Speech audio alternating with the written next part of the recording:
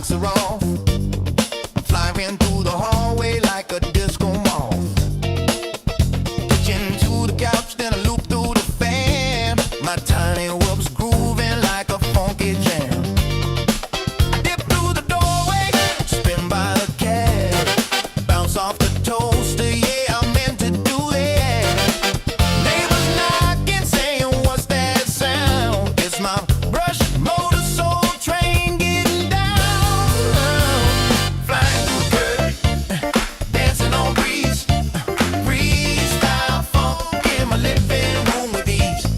Tiny whoop magic, bumping every wall. I'm the James Brown of flight, can't stop it all. I got LED strobes and a shag rug trail. I'm looping through the lava lamp, leaving a tail. My whoop's got rhythm, my stick's got soul. I'm the pilot of the party. On a roll, TV remote's a gate, the lamps a dive. I'm flying like it's 75.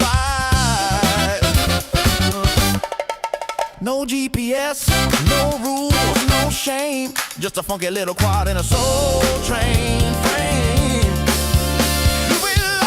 Below, we fly that flow. Spread that gap. No time to nap. No time to nap. Hit that roll. Funk and control. Bounce that wall. We fly it all. We fly it all.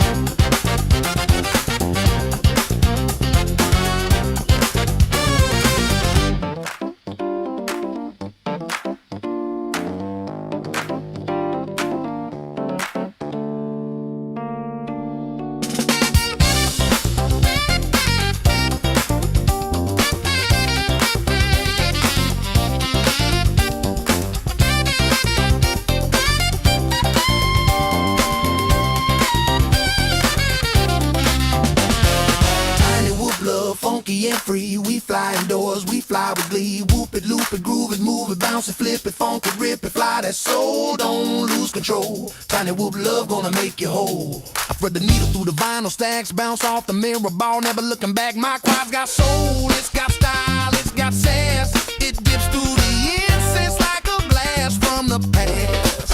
I'm flying figure eights through the lava lamp glow, dodging house plants like a funky pro. My whoop's got rhythm, my stick's got heat. I'm the pilot of the party with the grooviest beat. I loop through the hallway, I dive by the broom. I'm the disco ghost in your living room. I hit that split that's over grandma's chair. She just claps and says, boy, you got flair. I'm flying freestyle with a velvet touch. My quad so smooth it don't need a clutch. From the shag rug to the ceiling fan, I'm the funky little fly with a master plan. The curtains dancing on the breeze, freestyle funk in my living room with ease. Tiny whoop magic bumping every wall. I'm the James Brown of flight, can't stop at all.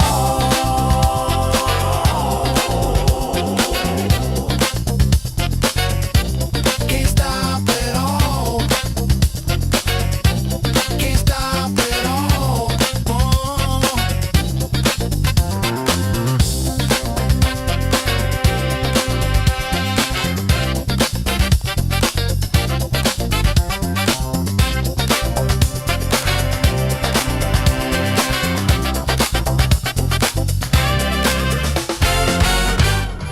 What's up, friends? My name's Aaron Ciotti. Everybody calls me Ciotti. Welcome to Sunday Q&A. Today we're going to look at a whole bunch of different flight footage. I have flown like 7 different builds today. And a bunch of other batteries yesterday and the day before. And so we're going to dive into a bunch of flight footage and talk about each setup, what it does really well, what it doesn't do well. So this should be pretty fun. 1S, 2S, 65mm, 75mm. I've even got 7-inch 2510 motored 6S 2200 mAh batteried 1100 gram all up weight flight footage on this. So yeah, this should be kind of interesting. The majority of what we're gonna dive into though is like 802, like analog 2S 75mm 1.6 inch prop, 75mm motor to motor 1.6 inch prop, builds, what does the 8021 do better than the 10021? What does CO3 flight footage look like versus Caddx Ant flight footage?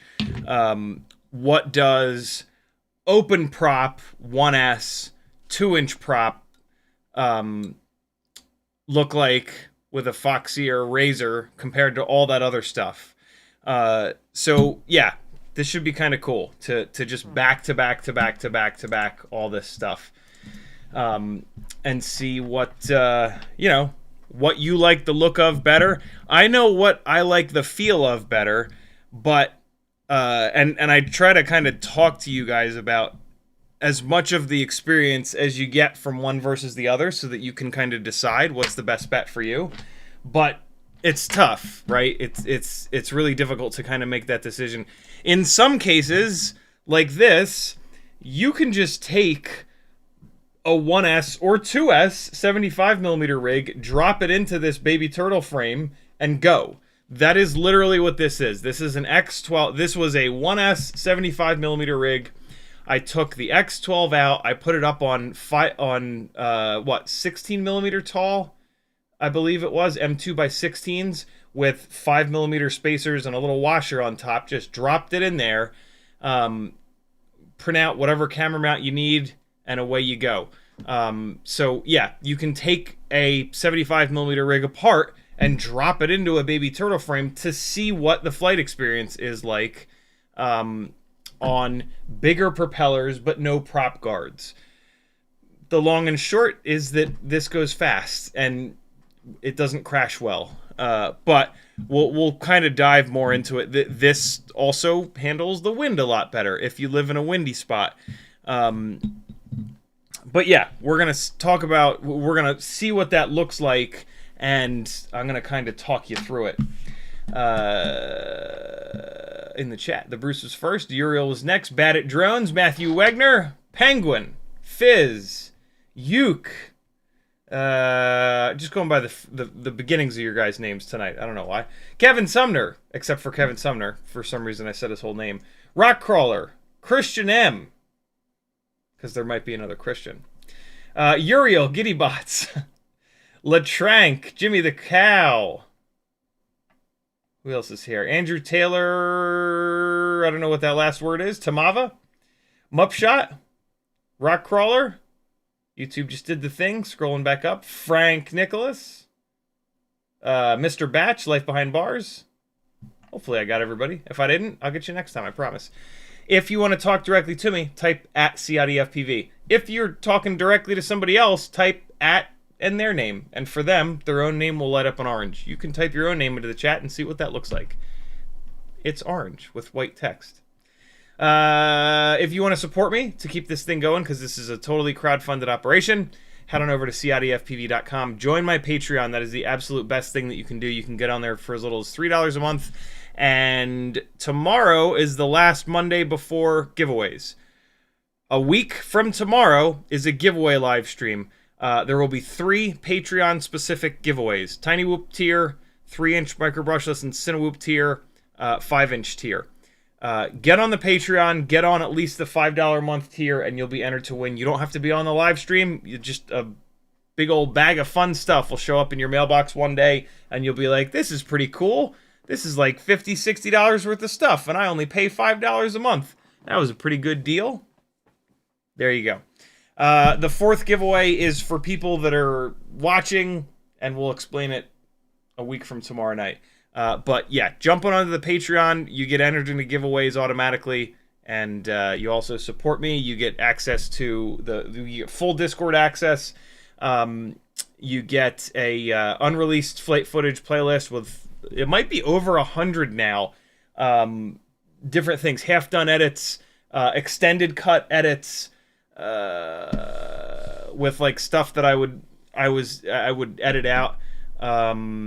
Sketchy flying that I don't necessarily want to have public, Patreon only live streams, all kinds of good stuff in there. That's how you support me. That's how you get the most bang for your buck. There's a bunch of technical articles on the Patreon channel as well. Lots of good stuff going on. Shirt of the day is one of my favorite Blip Shift shirts of all time. There's an Etsy store over on CiottiFPV.com where you can buy lots of cool stuff, including this exact Walk Snail 1S 75mm quad. There is a Teespring store where you can get shirts and other fun stuff, and there's a whole bunch of affiliate links. Change your bookmarks to someone's affiliate links. Support people without even having to remember to go to their channel. Cool? That's how you keep people that make YouTube stuff from stopping making YouTube stuff. Uriel says, we are one, just came back from the loo. Jimmy the Cow says, let's get busy with those water slide stickers today. Great new BetaFPV O4 whoop to put them on Wink. Today's not the day. We got too much to do, but we are going to screw around with those stickers at some point, I swear. Jimmy the Cow says, in CiottiFPV we thrust. Nice. Don't say that to people outside of the FPV world. Yukon FPV says, I flew a ton of packs in the last 2 days in the backyard with the 65mm 40,000 kV, and I think I'm in love. Absolutely insane when you actually open it up. Yeah, the We Bleed 0702 40s are awesome outside. They hammer the batteries, but boy is it fun. Really cool to have a 65mm 1.2 inch prop rig that you can fly outside, because that's kind of like the best case scenario for jungle gyms. That is the ultimate jungle gym build, as long as it's durable, because good lord, the crashes that occur when you're trying to shoot all the gaps of jungle gyms is bananas.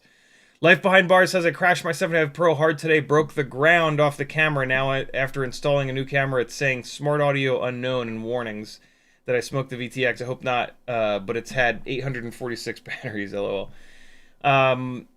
Sounds like it's analog. Broke the ground off the camera. Installed a new camera. Smart audio unknown. Smart audio unknown. Life Behind Bars says analog. Well, I mean,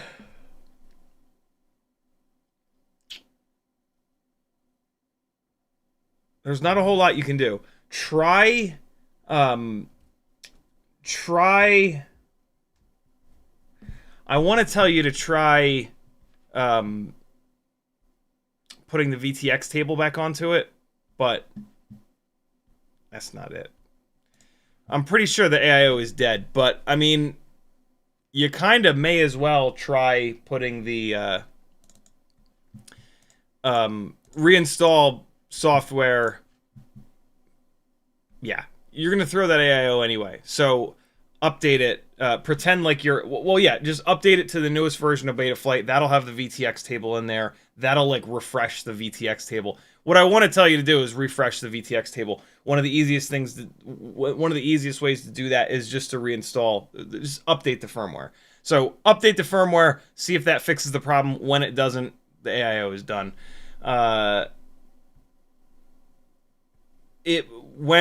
When you crashed it that hard, there is a chance that something weird could have happened. It's incredibly unlikely, but there are AIOs out there that if you run the voltage down low enough, all kinds of wacky stuff happens. And so that AIO is probably shot anyway. So yeah, just do this. Just update the firmware. That'll put a new VTX table on there. If the problem goes away, awesome. Probably not though. It's probably broken. You probably, the OSD chip probably is trying to leave the AIO. But yeah, I'm a little wishy-washy because I don't recognize that warning. I can't remember the last time I had that specific warning. And so, but it sounds a lot like the AIO hath shit the bed. So, but yeah, give it a try. I've got all this flight footage here. What is this? This is all from the goggles. So let me just get this out of here. I have I made a folder for the majority of this, but it's not all on here. So let me just make sure. I forgot the walk snail footage. So let's eject, and let's eject. And so now I can unplug this Meteor75 Speaking of, the Meteor75 is now in an Air 75 V2 frame with the GEPRC 1002 25,000s, and it is better in every way than it was on the Meteor75 Pro frame with the BetaFPV 1102 22,000s. This is incredible. What's super interesting, though, is that BetaFPV had a pretty specific tune on here. When I put it into this frame, it was acting really weird, and so I just went to PID Profile 2 to wipe the tune out, and I did kind of like my standard Tiny Whoop tune setup, and there was a horrendous oscillation, only on the vertical axis, though, and I immediately realized that that was because of the camera soft mounting. Just to confirm, though, I sent Brandon's Baked Beans a really quick log, and he was like, "Oh my god, yeah, I can see it." And he told me the exact frequency that it was at, which was maybe like 175.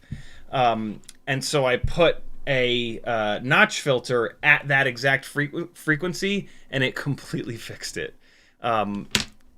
Actually, here, look at this. This is pretty incredible. I have to show you this because it's just such an example of where black box is absolutely magic. Also, why we try not to soft mount cameras. So you can see it. It's only happening at mid throttle. Once I get up towards the top of the throttle, it stops happening. But you can see it. It's just these very distinct waves. It's creating Jello, but it was pretty obvious to me that it was on it was in the up and down axis, right? And then after a filter change, it was this. It's just good to go. Like it's still not perfect, but that behavior is completely gone. This person kept blasting up and down the street. Admittedly, it is a little bit darker. It is a little bit later in the day here. So the shutter speed is opening up a little bit more, but the flight footage at the beginning of the video is broad daylight, and there is no Jello at all. I'm actually pretty impressed by this. I mean, like, look at that. Just crystal clear. Zero vibration. So, yeah, really interesting. I wonder if that frequency is different on the Meteor75 Pro frame versus this frame. But it kind of doesn't matter.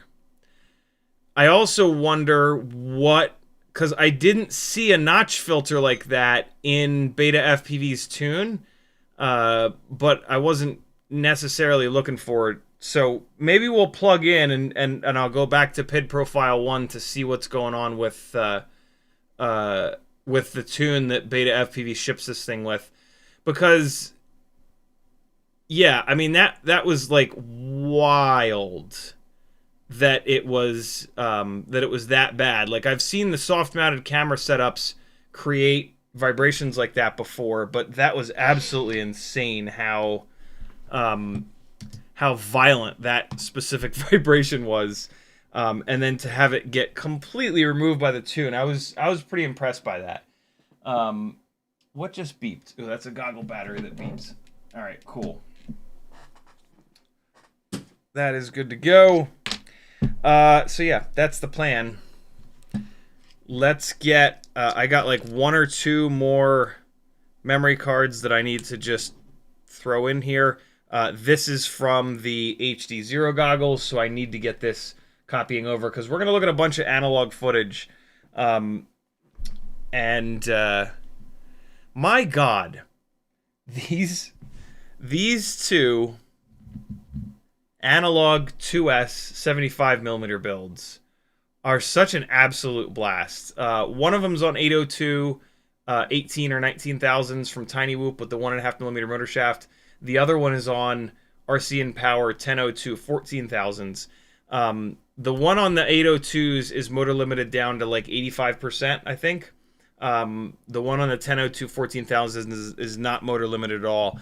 Unbelievably, well, not unbelievably, but the 802 build makes a little bit more, has a little bit better power to weight, let's say. If I was able to turn, if the RC and Power 1002s were like 15,000 kV instead of 14,000 kV, yeah. I had to check that they were 14 and not 15. If these had like an extra 1,000 kV, that power difference would go away. I was kind of thinking that I was liking the RC and Power build, but today I was kind of digging the 802 build. I like that the 1002 RC and Power setup. I like that it has a little bit more weight, but I would like a little bit more power, and that's not a weight thing. That's just an RPM thing. And so these 802s having that extra RPM, like that makes up that difference. That makes up that extra power. So yeah, the reason why I'm talking about this is that I'm going to pull one of these two builds apart to put it into the Baby Turtle HD frame as a 2S setup. And so yeah, I got to figure out which one is getting pulled apart. I think, I don't know. There's a chance I'll leave them together and take the, yeah, I don't know. I don't know which direction I'm going to go. I got to figure it out though. But yeah, really impressed by the 802s on the analog build. As soon as you put HD on there, it's too much. With the extra weight of an HD VTX and camera setup, you really need to go up to the bigger motors. The 802s just get too hot when you're in like normal cruising, and then they become kind of inconsistent and you lose a bunch of runtime. Also, both of these things did 5 minutes of runtime today of me railing them around the neighborhood. I was just shocked by that.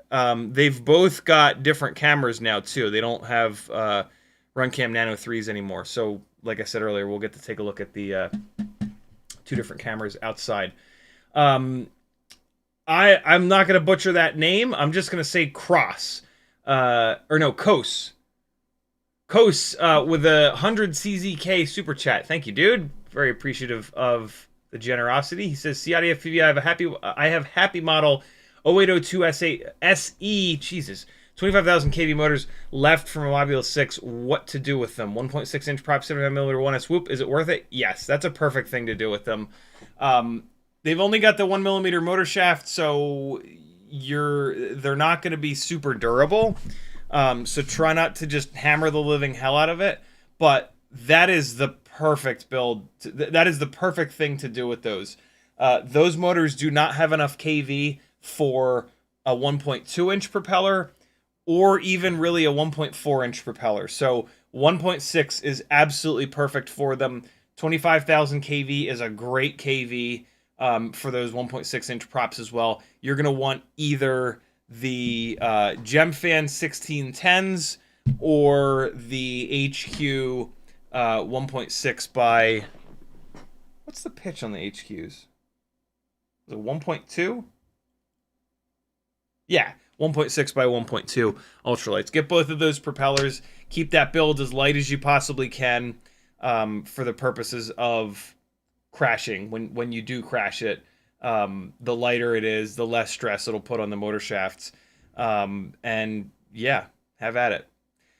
I think they make both of those propellers for 1mm motor shaft. They might not. You might not be able to find one or the other propeller, but for sure, one of those two propellers they make in a 1mm motor shaft. So yeah, do that. And thank you for the generosity, man. Lord Reggion says, and no OSD. I have to use the Flash programmer. Took me a minute to figure it out. But still no V2 VTX firmware. Try the light, never flashed correctly now on video. What are we talking about here? Hold on. Was that the rig that broke? And it's now giving you the warning? No, that's not. That was FPV that smashed his shit up. I need more context, brother. I don't know what we're talking about here. I feel like I'm missing half the conversation. Or no, it was Life Behind Bars that smashed this thing in the chimney. Oh wait, no, FPV smashed into the chimney. Both of those guys are smashing into things hard. Whoopfox says, just got back from getting my custom cut 5-inch toothpick frame made, now to watch and build. Very cool. Life Behind Bars says, supposed to be 2.0. What's supposed to be 2.0?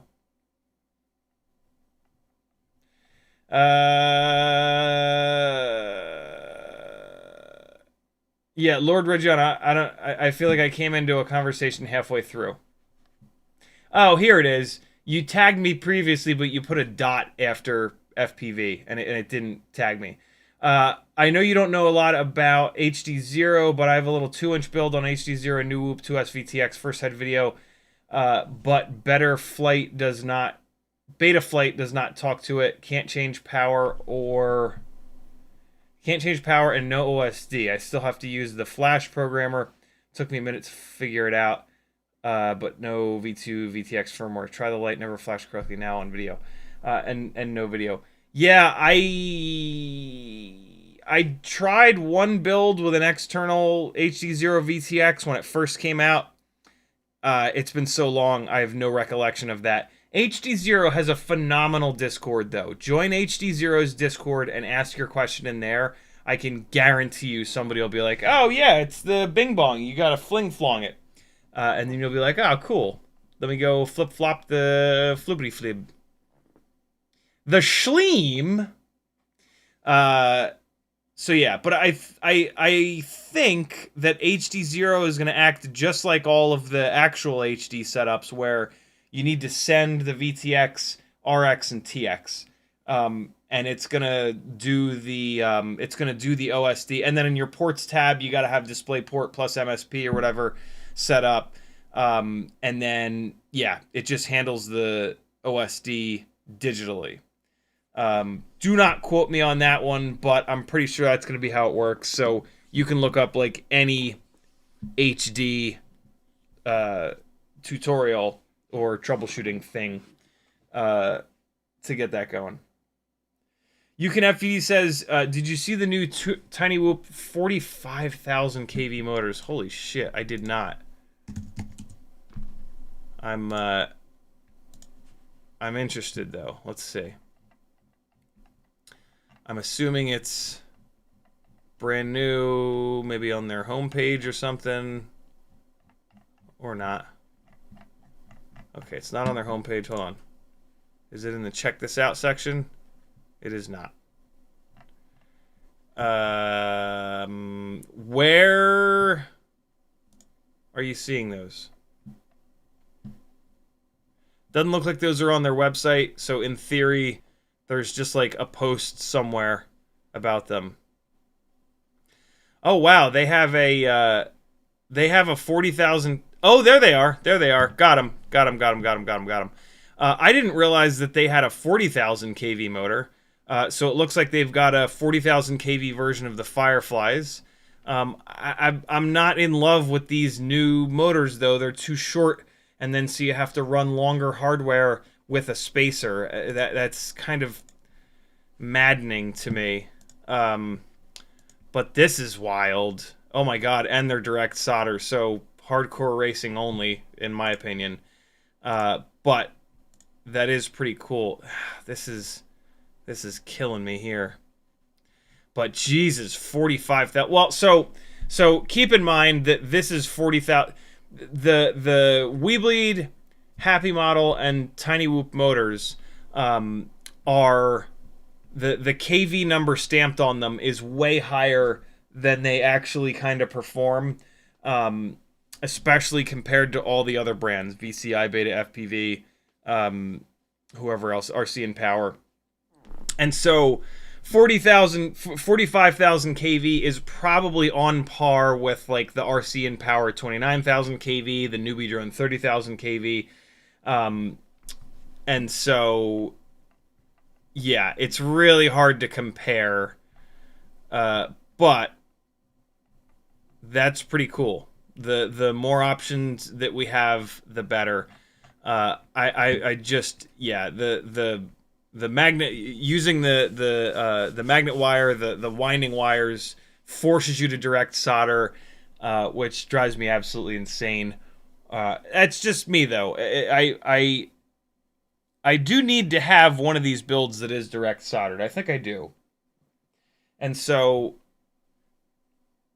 if I'm doing a tiny whoop order at some point here, I'll probably snag a set of these just to see what it's like. But yeah, that's pretty cool. More options are always better. That's for damn sure. Thanks for letting me know. I did not know that that was a thing. Okay, there's the memory card did not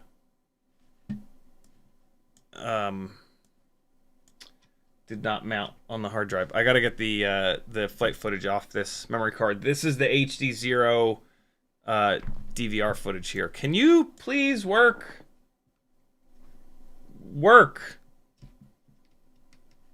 Computer, work. Hey Siri, can you make my computer work? You'll need to unlock your iPhone first. Indeed I will. Okay, here. So I got a bunch. Oh, come on, HD0. Stop making the files randomly into .ts's. Why does it do that? How does it do that? My God, man. No, stop it. All right. She's gone. She's not listening anymore. God,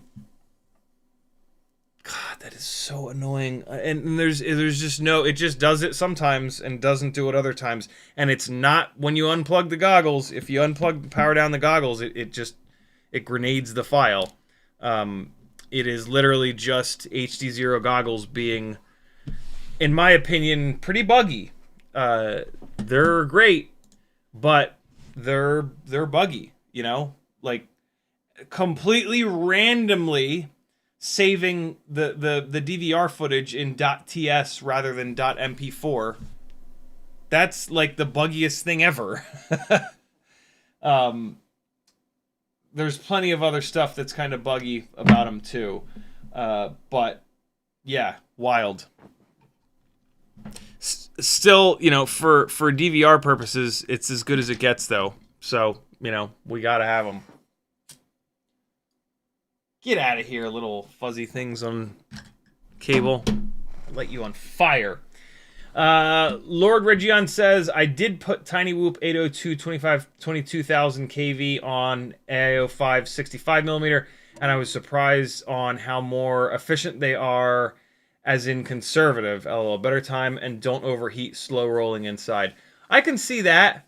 AIO5 build is going to be a little bit heavier. And so the 802 versus the 702 is going to stay cooler. You know, when you move away, we do all of this testing with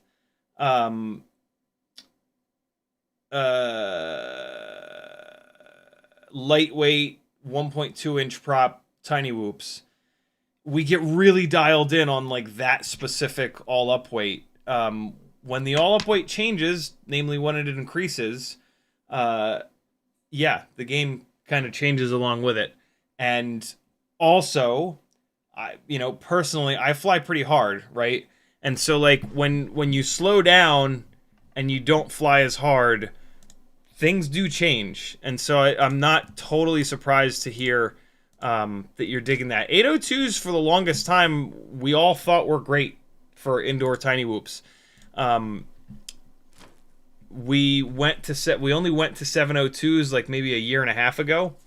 And so, yeah, for a while, everybody was cool with 802s. 702s have just made the entire build so much lighter, and that is just awesome. to the point where, like, I don't really recommend that anybody runs 802s on a 1.2-inch prop build. But it's not like, oh, you're running 802s, you're an idiot. You know, that is not the case at all. It is, you know, hey, make sure that you've tried 702s as well, right? Like, if you're in that 802 world, you're probably gonna like 702s better, but maybe not. But most people will. There was a time there where it was kind of split. There was a lot of people sticking with 802s, but I think as those people tried 702s, they have now come aboard, because I have not talked to anyone with a 1.2-inch prop build who's still on 702s that like fly that has tried them before. It was a lot of people that like just didn't want to spend the money and time on another set of tiny whoop motors, and they were basically like, you know, what I currently have is fine for me, and that's okay. There's nothing wrong with that. But when those people then go on Facebook and say like, no, 702s are shit, 802s are the way to go, that's when I start to have problems, because it's like, yo, you haven't even tried the 702s, you're just being a Nazi. That's a bit much, but you know what I mean. Plugging in a walk snail rig so that the flight files will show up on the hard drive here, so I can pull them off. Boy, has DJI spoiled me in allowing me to never have to do that, just to be able to plug the O4 in via USB, and it launches. It mounts on the hard drive. That's incredibly nice. Why is this file not playing? What's happening here? Nope, there it is. Why did it just play that file? I absolutely did not double click that. Cannot open file. Okay, something's gone wrong here. Hold on. Let me try copying this again. Come on, Walk Snail, you can do it. You can do it. Just do it. There we go. Cannot open file or stream. Boy, is that annoying. Why? Okay.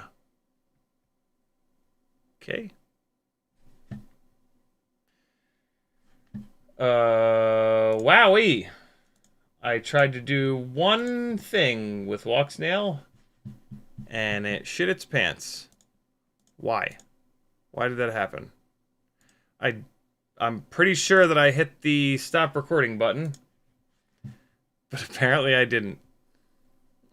Okay, that's frustrating. I was gonna have 1S 75mm walk snail footage for you, but that did not work out. I will have the flight footage from the goggles, though.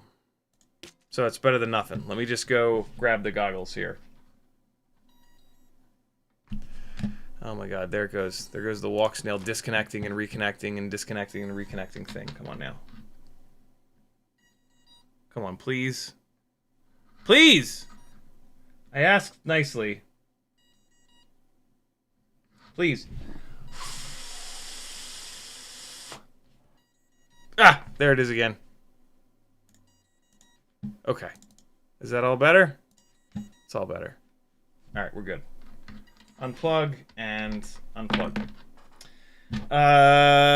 Okay, so I need to fly this again, because I do want to get a little bit of flight footage from it. But we will look at the goggles. And the other thing that, speaking of, the reason why I flew that is because I also flew this. This is the 2S version of that. So let's do the same thing real quick right here and see if... because I would also like to compare Walk Snail to O4 Lite, just as a fun, you know, next level of comparing things. If we're going to compare a whole bunch of different stuff, let's do it properly. So let's get this going here, and we'll plug in there, And then hopefully that'll show up on the desktop here. Come on. Come on, show up. This little tiny plug that Walksnail uses is pretty finicky. Come on, little buddy. You can do this. You can show up on my hard drive. Come on. There it is. Oh my god, there's a whole bunch of flight files on here. Let's get them all off of there. 7.58 gigabytes. Good lord. I'm gonna need to plug in the gangly fan for this. This is a lot of files to be on here. Alright. Let's get this going here so this thing doesn't melt. Okay. Hopefully it doesn't disconnect. Yeah, there we go. Alright, cool. We are gangly fanning. Relaxative says, so I'm not the only one that has found TS files when I'm using MP4. Yeah. No, it has done that to me constantly. It's not the end of the world because they're still usable, but they're just a pain in the ass to deal with. Like the certain applications can't open them. They don't do as well in Premiere. They're just annoying. It's just annoying to have these TS files. The main annoying thing is that on Mac I can't just hit spacebar and quick view them. I have to open them in INA or VLC or another program. And that's just a shit workflow.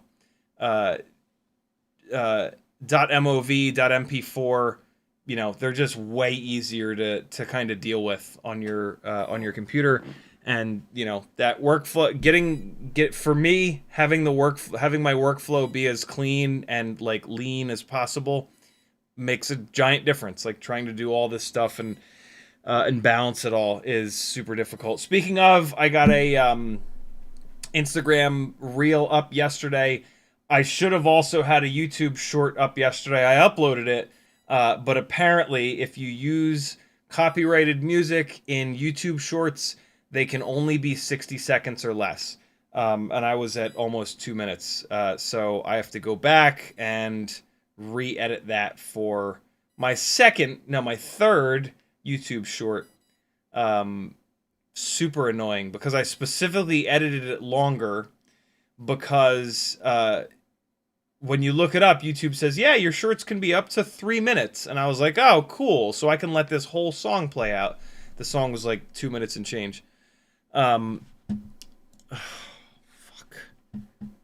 Alright, so that shit the bed. Oh, it pulled this battery down to Chinatown. God damn it. Oh, no. No, not like this. I hurt that battery. Damn it.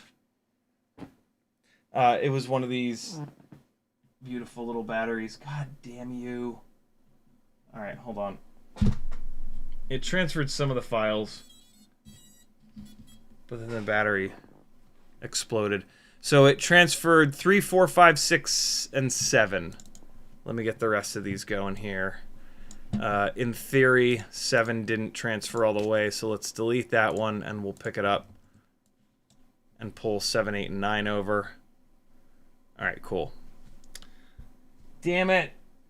I'm bummed that I drug that battery down so low. I more than likely hurt that battery by discharging it down so low. Maybe not, but probably. That's a bummer.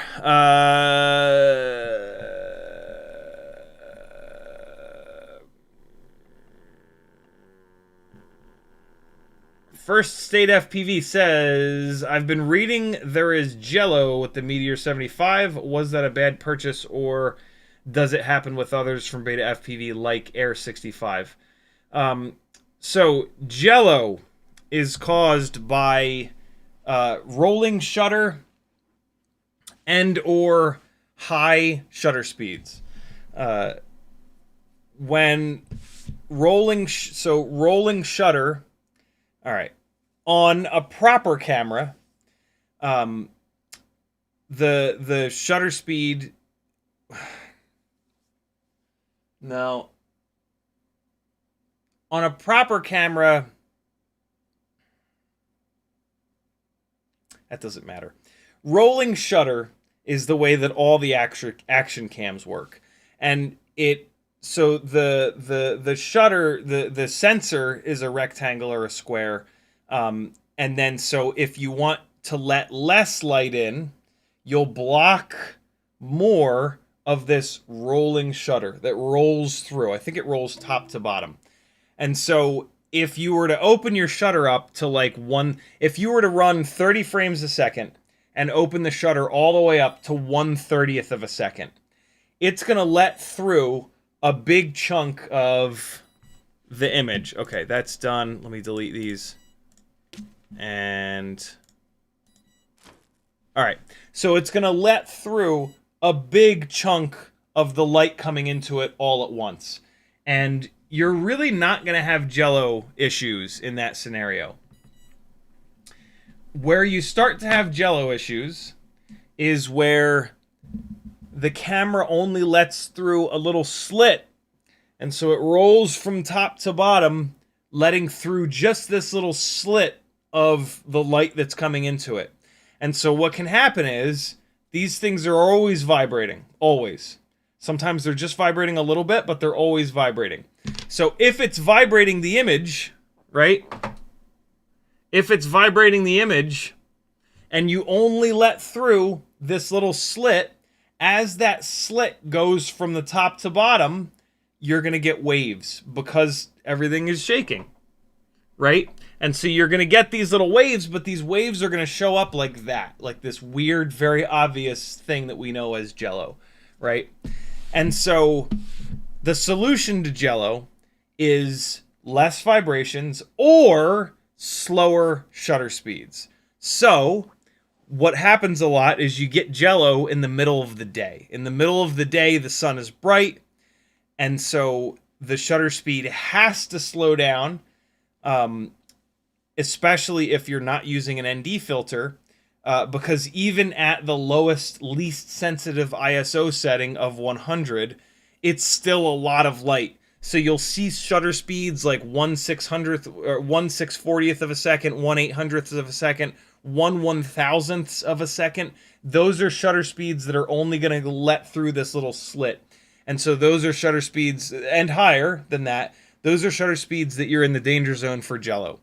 And so now some FPV manufacturers decided, all right, well, we want to try to reduce the shaking. And so what we're going to do is we're going to put the camera onto rubber mounts. Oh no, that's the frame there. Hold on. There we go. So we're going to put the camera, there you go, you can see it, onto rubber. Or we're going to put the whole tray that carries the camera onto like rubber grommets. We're going to soft mount the camera. All right. And so for certain vibrations, right? So again, this thing's vibrating around. For certain frequencies of vibration, that soft mounted camera is going to work, and it's going to stay solid while the thing vibrates under it. The problem is whenever you soft mount something, whenever you mount something in a soft material, it's going to have its own frequency that it vibrates at. That's just how everything works. If you take anything and you like slap it, you'll hear its resonant frequency. This piece of plastic, that sound, that dong, dong, ooh, that pitch, that's this piece of plastic's resonant frequency. Certain things have a really high resonant frequency. The stiffer something is, the higher the resonant frequency is. So like my phone, which is pretty stiff, that doesn't have much of a resonant frequency. It's there, but we just can't hear it because it's so high pitched. But like the wobblier, all the way down to like these motor wires, that's a really low resonant frequency, right? Resonant frequency is in hertz. That's vibrations per second. And so like 1/1000.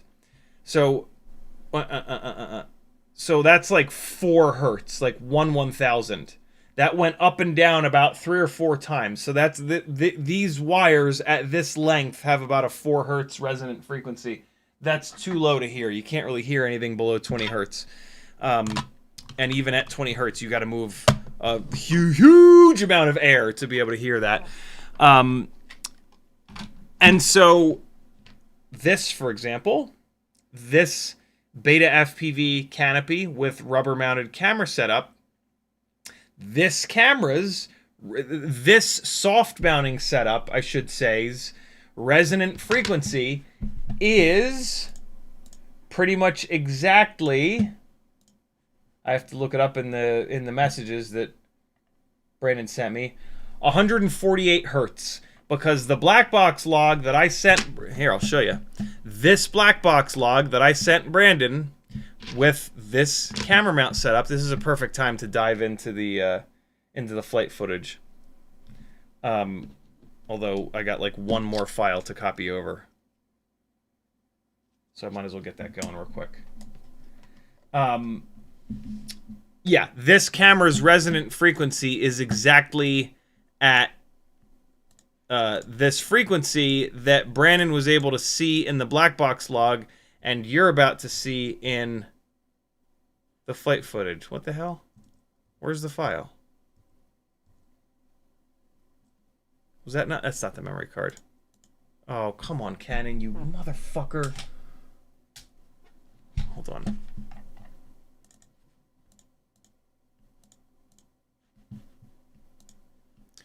I guess this memory card is empty now, so that's good. We're going to eject.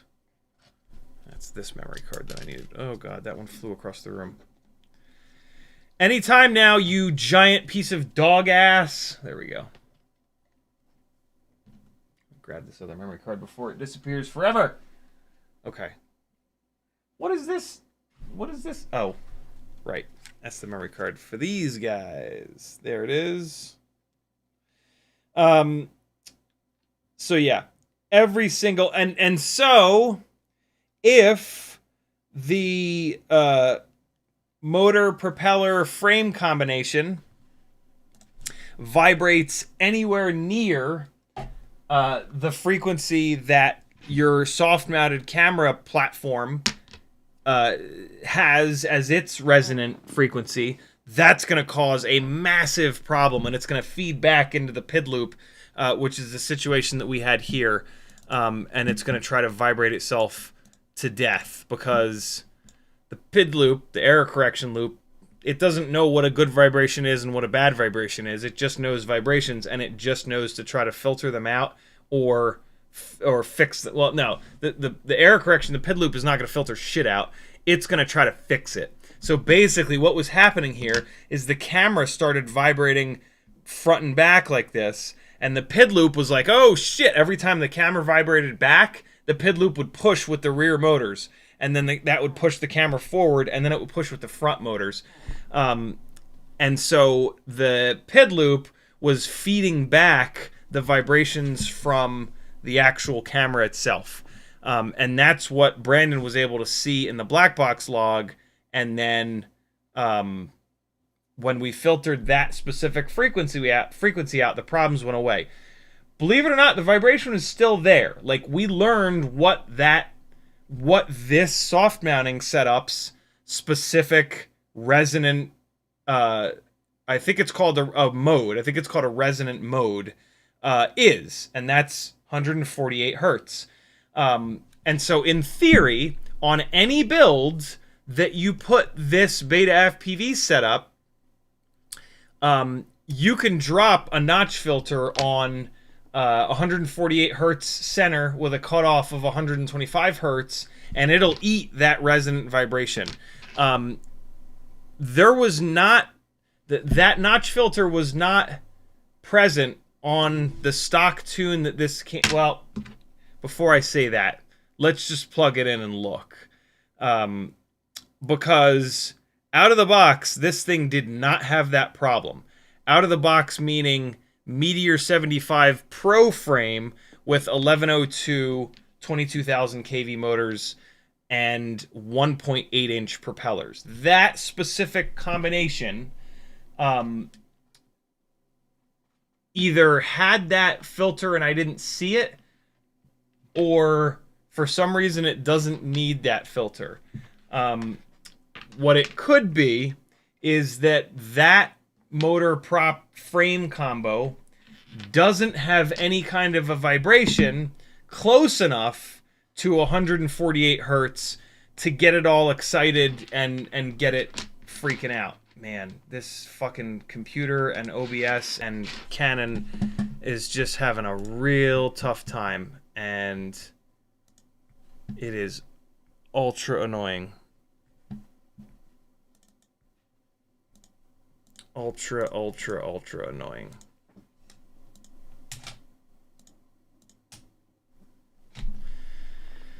Oh my god.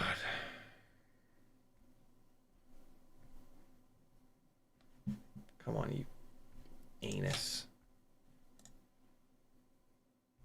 Come on, man.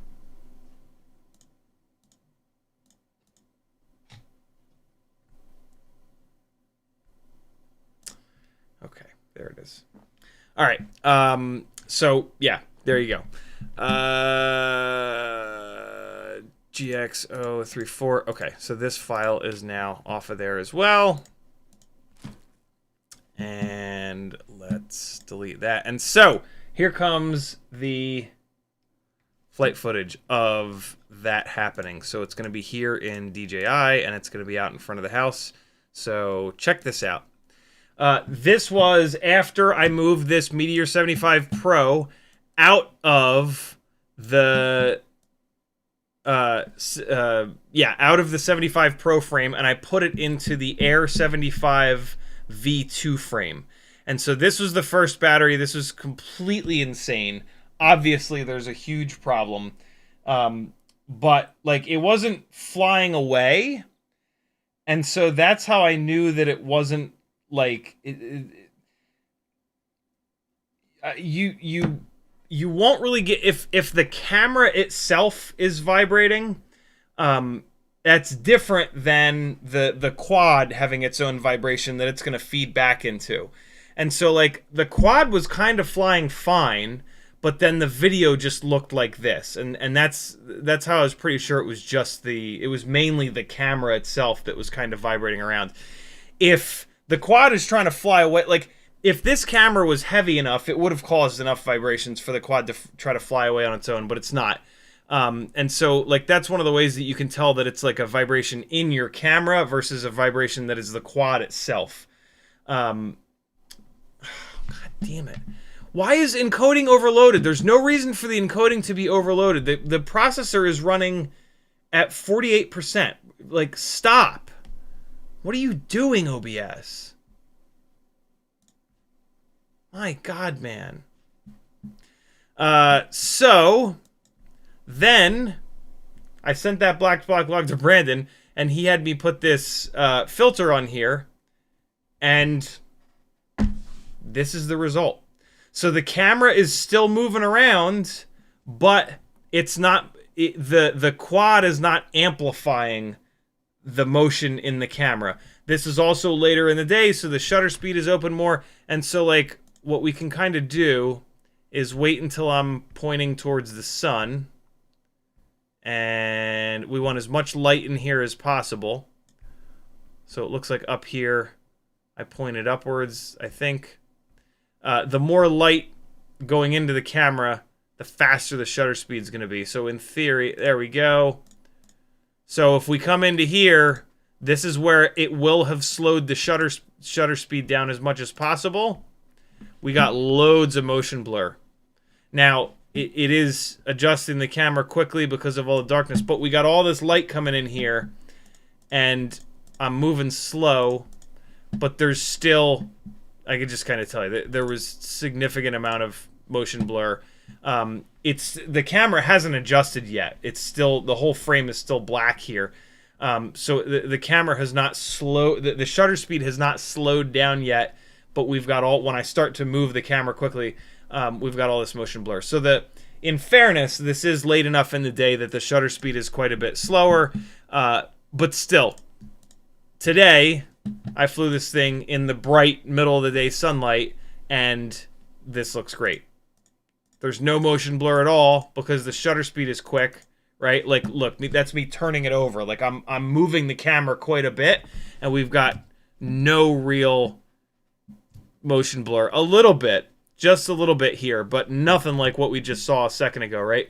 So this is fast shutter speed and 0 Jello. Really, really, really impressive. I can't help but be kind of blown away at the difference that dropping a filter into Betaflight made to Jello. What that means is that the quad is very well balanced, which makes sense. These are fresh motors. This is a fresh frame. This is a fresh build, right? And so we know that the quad itself is clean enough that the camera is not moving a lot. Like when we had those problems, the main part of the problem was that any little bit of vibration that was in that camera was then getting amplified by the tune in the quad. And so real quick, let's just take a look. See, so I've gone to I went to profile 2 when I switched frames because it was just a hot mess.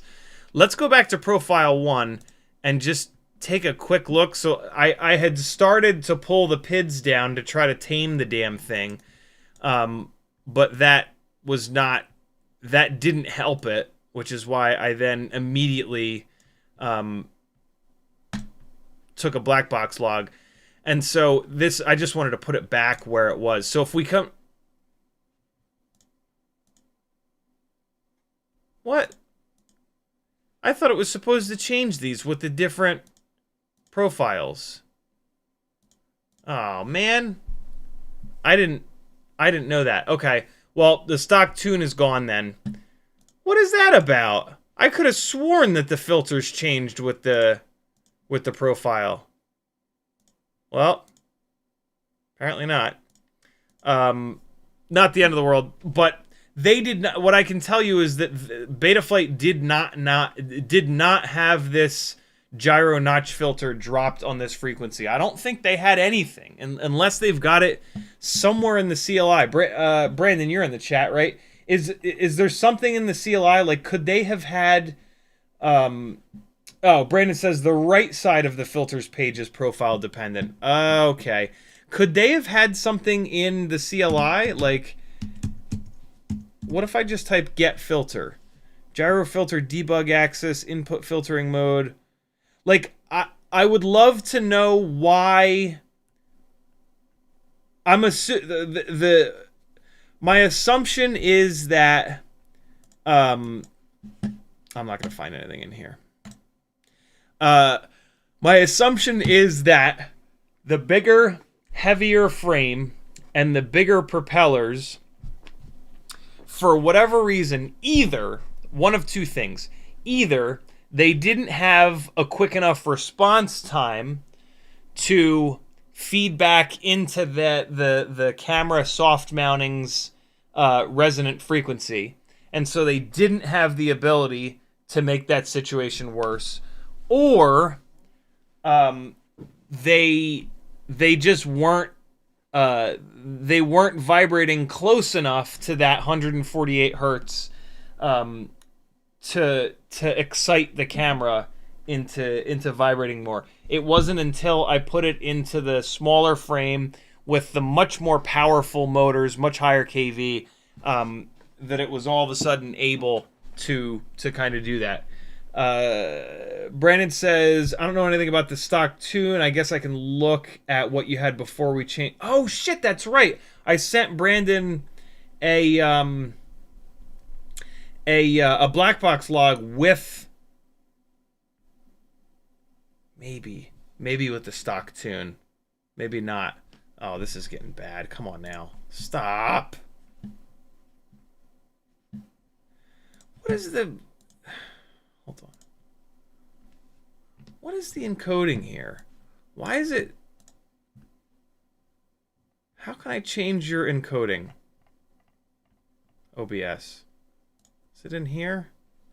Where's the encoding at? What the hell? Encoder settings. CBR.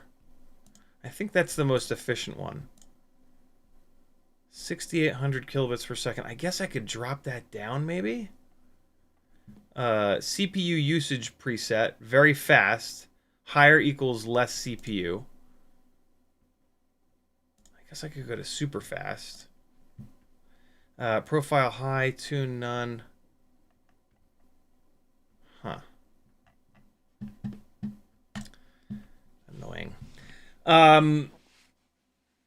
Athix says, are you encoding with the GPU? I have no idea. I don't know computer things. Brandon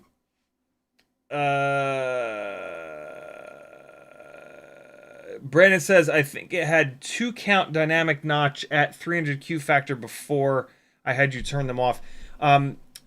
I didn't actually turn them off though, Brandon. I just dropped that notch filter on. I was a little worried to turn those off. Can anything please work ever? So this is the setup. I literally just dropped that gyro notch filter on there, and that was it. I left the dynamic notch because I figured it was just one notch. I figured it would be nice to kind of have it, but I could. Brandon did tell me to turn this dynamic notch filter all the way off, but it's flying totally fine with the way that it is. But yeah, Brandon, I think the black box file that I sent you was after I had gone into the presets and I did the 4.5 filter settings for clean build with RPM filtering. So that would, because the first battery that I flew, which it looks like I deleted the file of, the very first flight with the BetaFPV tune on it was horrendous, and it was actually flying away on its own.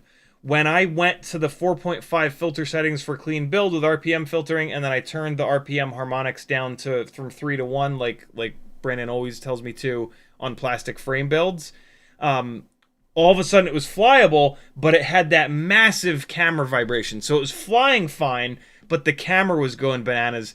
And then when Brandon had me drop that gyro filter on there, now all was well. Man, it is just... OBS is just awful today. Just absolutely awful. Let's go to ultra fast.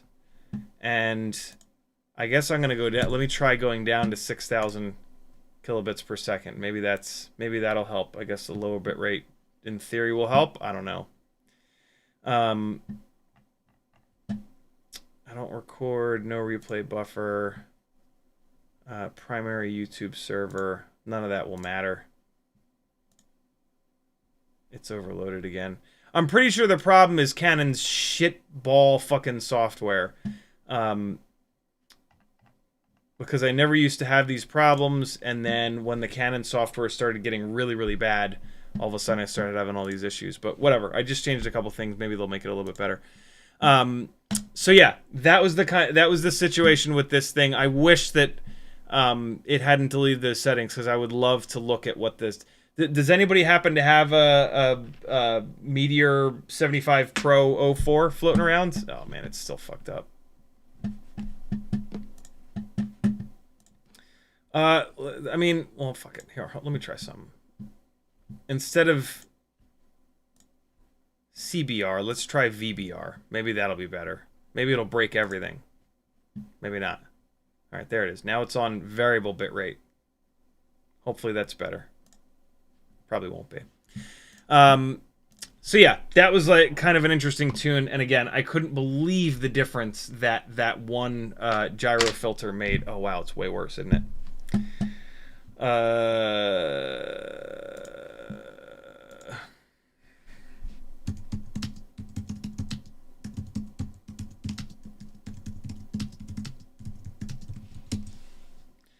In the past, the way that I've dialed in these OBS settings is I type into Google OBS video settings for slow Mac. And there's some stuff here. Hold on. And so it should be fine, but just for the sake of argument, since this is happening right now, let me just super quick, like, go in here and X264. So see, I don't... Oh. Instead of X264. So I can't change the X264 thing, probably because the stream is going. But I'll try to change that afterwards. But in the encoder, CBR is definitely the way to go. So I'll put it back to CBR. Oh, and look at that. And it says a much lower kilobit per second. Let's go down to 4,000. 4,000 kilobits per second. Profile set to high. Yep, that's good to go. Keyframe interval 2 seconds. Let's change that. And then CPU usage, very fast or super fast. So I'll go to super fast. Okay. All right, so I had this set up right. The bit rate was a little bit high at 6,800, but now it's down at 4,000, so that should be a little bit better. But I think I need to change the video encoder from X264 to Apple VTH264. I'm assuming H for hardware encoding, X for, I guess, GPU encoding. But I'm really stretching now because computer things make me want to cut my head off and eat it. Uriel says our internet was shitty all day. Athix says you're using X264 video encoding that will use more CPU. If you change that before the next stream, X264H something will put the load on the GPU. Okay, cool. So I think I had it backwards then. Okay, thank you, Athix. Much appreciated. Jimmy the Cow says, I'm grabbing my 1S O4 build to plug in and see if it's stock tune right now. Oh, cool. Thank you, dude. All right, so. Yeah, no, it's still an absolute disaster. I can see it back there just stuttering and stuttering and stuttering and stuttering and stuttering. Actually, I can stop the stream real quick. Hold on. Let me stop and restart. And it's frozen. Awesome. Thank you so much, Canon, for being the biggest piece of shit on earth.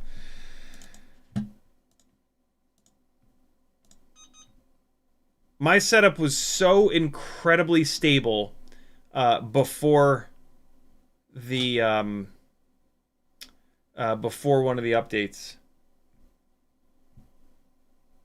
Athix hasn't flown in 2 years. Anything I need to do to go to getting back in? Nope.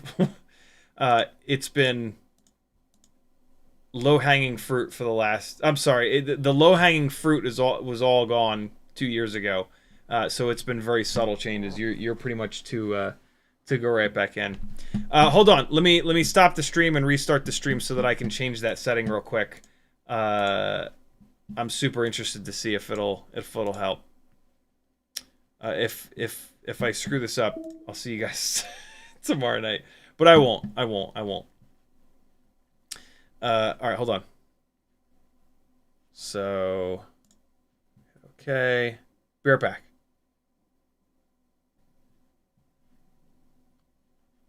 Okay, we should be back.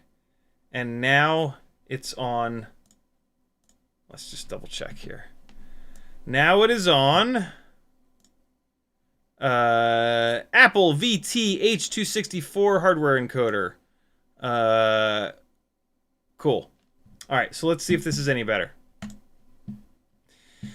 All right, let's dive into this. A bunch of this flight footage here. Enough dicking around. Let's get to business here, friends. Look at this guy. Look at that guy. What's he up to? And yeah, this is counting up, so we're good to go. All right. Thank you again, Hey, everybody. Brandon offers unbelievably affordable tuning services. $1 a minute. Okay, and it still sucks. So that made no difference. It's the Canon software. The Canon software is completely useless. You know, they're blaming it on Apple and saying that when Apple moved to Sequoia 15.4, that they made it a lot harder for them to make software that works. Yeah, well, guess what, assholes? Every single other camera manufacturer has managed to come to make their cameras work completely fine as streaming cameras. It's just you, Canon. Stop being assholes and fix... Oh, great, here we go. Now YouTube is shit in the bed. All right, so that'll make things a little bit better, actually. YouTube has also really screwed things up, and their software bombs all the time. And when it's about to bomb, everything gets super glitchy like that. So between YouTube and Canon, it's a real shit show. All right. Jimmy the Cow thinks that this toot might be bad. I think he meant to say tune. I have a new inbox one still shrimp wrapped. I could open it if you want. Nah, you're good. What about a hex from Betaflight? No, it's fine. It's fine. It's fine. All right. Let's get a move on here. We're gonna watch some stuff. So, where did all my windows go? I pushed them all to the left. All right, so it's all in here. Let's see what we got. This was me. All right, so this is the 2S walk snail build. This is the next build that's going to be for sale. So this is me just flying across the street. This is a Mobula 7 V3 frame, RCN power, 1002, 19,000 kV motored. Gem fan 1610 propellered. What AIO is this? This is a Happy Model Super X HD AIO. Walk snail light, Mobula 6 canopy, ORT micro V antenna. This build is going to be for sale here. This is me. I've spent a couple batteries getting it dialed in, getting the tune all set up. Yeah, I was trying to get a good take off from car, do a couple fun tricks, quick little edit, but I just kept banging into the playground here. A couple of batteries here. This is incredibly low light. I forgot how good these walk snails are in low light. This is like crazy low light. You can see my headlight. Look how bright my headlights are, shining against this jungle gym.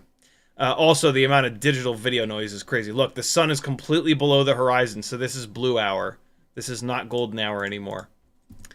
That is why there's also noise in the shadows like this. But the fact that this is flyable at all is actually really impressive. Walk snail is way better at DJI than making something that works in low light. All right, so here it is out in front of the house. So this is 2S walk snail. I had just flown the 2S analog builds, which are like 7 to 8 grams lighter. And so I could definitely tell the difference in weight. I could also tell the difference in latency going between those analog setups to this. That was kind of interesting. I don't usually... I can't usually notice the latency with walk snail. It's quick enough that it's just barely like, and I have it on the high frame rate mode. But yeah, I was able to notice the latency a little bit. It's so funny. Like, as fun as those are to fly, the extra weight of this build, I actually really, really, really like. And so, you know what? This was not today. This was a couple days ago because those O4 goggles are sitting on the table. This is just me wanting to fly it during the daytime to make sure that there's no weird Jello-ness, and just continuing to kind of dial the tune in a little bit. So yeah, nothing crazy here. This next file is probably going to be... Yeah, this should now be today. Yeah, this is now flying it today. So this is what you get from Walk Snail Light. 2S, great power, super fun to fly. Absolutely nothing wrong with this. The goggles are great. I love the Walksnail Avatar goggles. They're some of the most comfortable, lightweight, no light leak goggles. I don't know where they. I think they're over there on the coffee table. But yeah, this is great. Obviously way higher quality, image quality than analog. Like this is actually like, if you played this for a normal person, they wouldn't be like, yo, what the fuck is wrong with your camera? Why does it keep flashing? Why is there all this garbage? Why is it changing colors? You know, like you pause this and you've got like loads of contrast here. You can see individual leaves. You can see where you're going.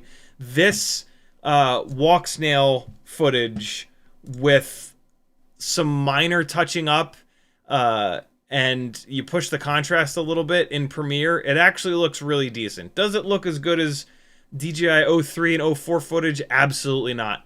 But it looks pretty much every bit as good as DJI Vista footage, which makes sense because this is basically just a Walksnail Vista pushed from 720p to 1080, but they didn't really get any extra quality from going from 1080 to 720. But for what it is, this is awesome. If DJI ever goes completely away and all we have are these Walksnail lights, this is shockingly good. This is 60 frames per second. I've used this flight footage in RC drift edits before. It looks really decent. So yeah, those are the flight characteristics that you'll get from this exact setup. That I think the Tune is in a good enough place where I can just take some pictures of this and throw it up on my Etsy store. I have a 1S version of this that is already up there for sale. I just put it across the room on the coffee table. And oh, I don't have the goggles. Well, all right, so we're not gonna look at that, but it's 1S. It's got a lot less power, a lot less runtime. We know that. Digital builds, the extra weight from the additional board, it just pushes 1S a little bit beyond the limit. This does shockingly well, but I think it's because it's got these 1002 25,000 kV motors on it. This is the first time that I've ever had a 1S digital rig that flies decent, and I'm pretty sure it is completely down to these motors. I basically flew this today back to back with that Walksnail setup. The Walksnail light is about a gram lighter than the 04 light, and so very comparable builds, but that is on the BetaFPV 1102 22,000 kV motors. This is on the GEPRC 1002 25,000 kV motors. So you know what, I'm gonna weigh either one of these because the difference in flight performance between these two is kind of insane. And you know what, while I'm at it, I might as well grab the memory card out of these goggles, because I want to show you the difference in flight performance. It's pretty unbelievable. Come on now. Oh, I turned the bitrate down, and now YouTube is giving me the warnings. Hold on. What does Google want? 6,800 kilobits per second. That's why I had it set to 6,800. Hold on. Let me fix that real quick. Changing that made no difference whatsoever. So, wait, shit. I forgot to hit apply. No, it's output. Oh, look at that. It remembered it. Cool. Profile high. Oh, this encoder settings menu changed when I went to the hardware encoder. Keyframe intervals still set to 2 seconds. Profile high. All right, this should be fine. Okay, here's the memory card out of the Walksnail goggles. You have to see to believe the lack of performance from this 1S. Sorry, this 1S build here in comparison. Check this out. Ready? Fuck, go in there, bitch.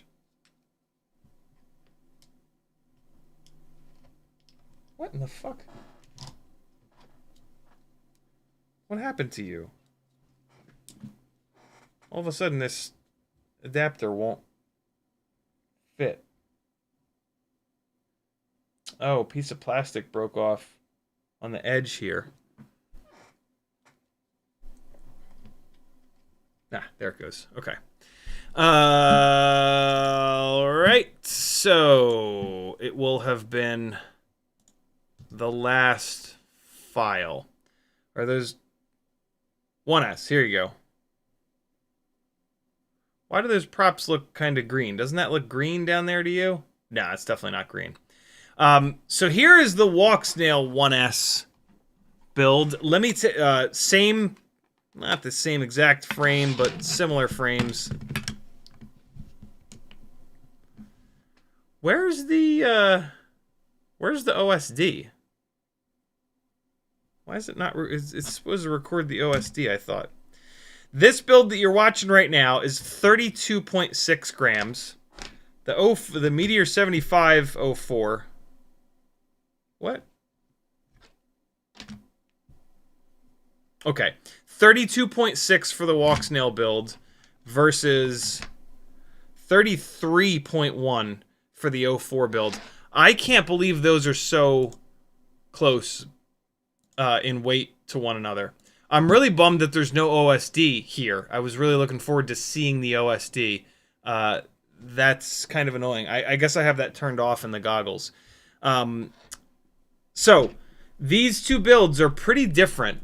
The Walksnail build is on a Mobula 6 canopy, but it also does have a TrueRC Singularity antenna in there. So Singularity antenna is a little bit heavier than the ORT Micro V. The Mobula 6 canopy, though, is a lot lighter weight than the BetaFPV canopy with all the gubbins for the rubber camera damping. Walksnail Light is 1 gram lighter than O4 Light, but this is on 1102s, which are a little bit heavier than the GEPRC 1002s. So heavier motors with less kV, lighter motors with more kV. This Walksnail setup compared to this DJI O4 setup, the flight characteristics are drastically different. This Walksnail setup is an awesome cruiser, but it doesn't have that raw, humongous power to throw up over stuff. That's me landing to check the motor limiting on this. Let me actually just make sure that these are the 22,000 kV motors. They are, yeah. So these are the red and black 22,000 kV BetaFPV 1102s, and they just don't have the RPM. They just the GEPRC. See how it's kind of wobbling around there? Like that's it, just sort of running out of power. It is the end of the battery, admittedly, but yeah, this setup, the power to weight ratio is just not quite good enough on this setup. Right, and so now watch this. Watch this DJI O4 rig. Look at these GEPRC motors.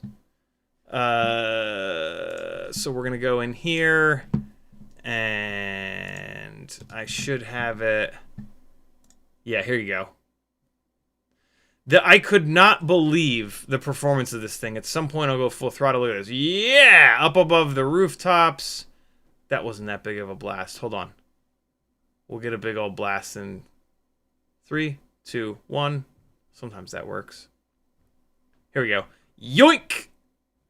It's I'm blown away by the GEPRC motors. For a 1002, 25,000 kV just completely wakes these motors up. It'll still do this cruising around stuff.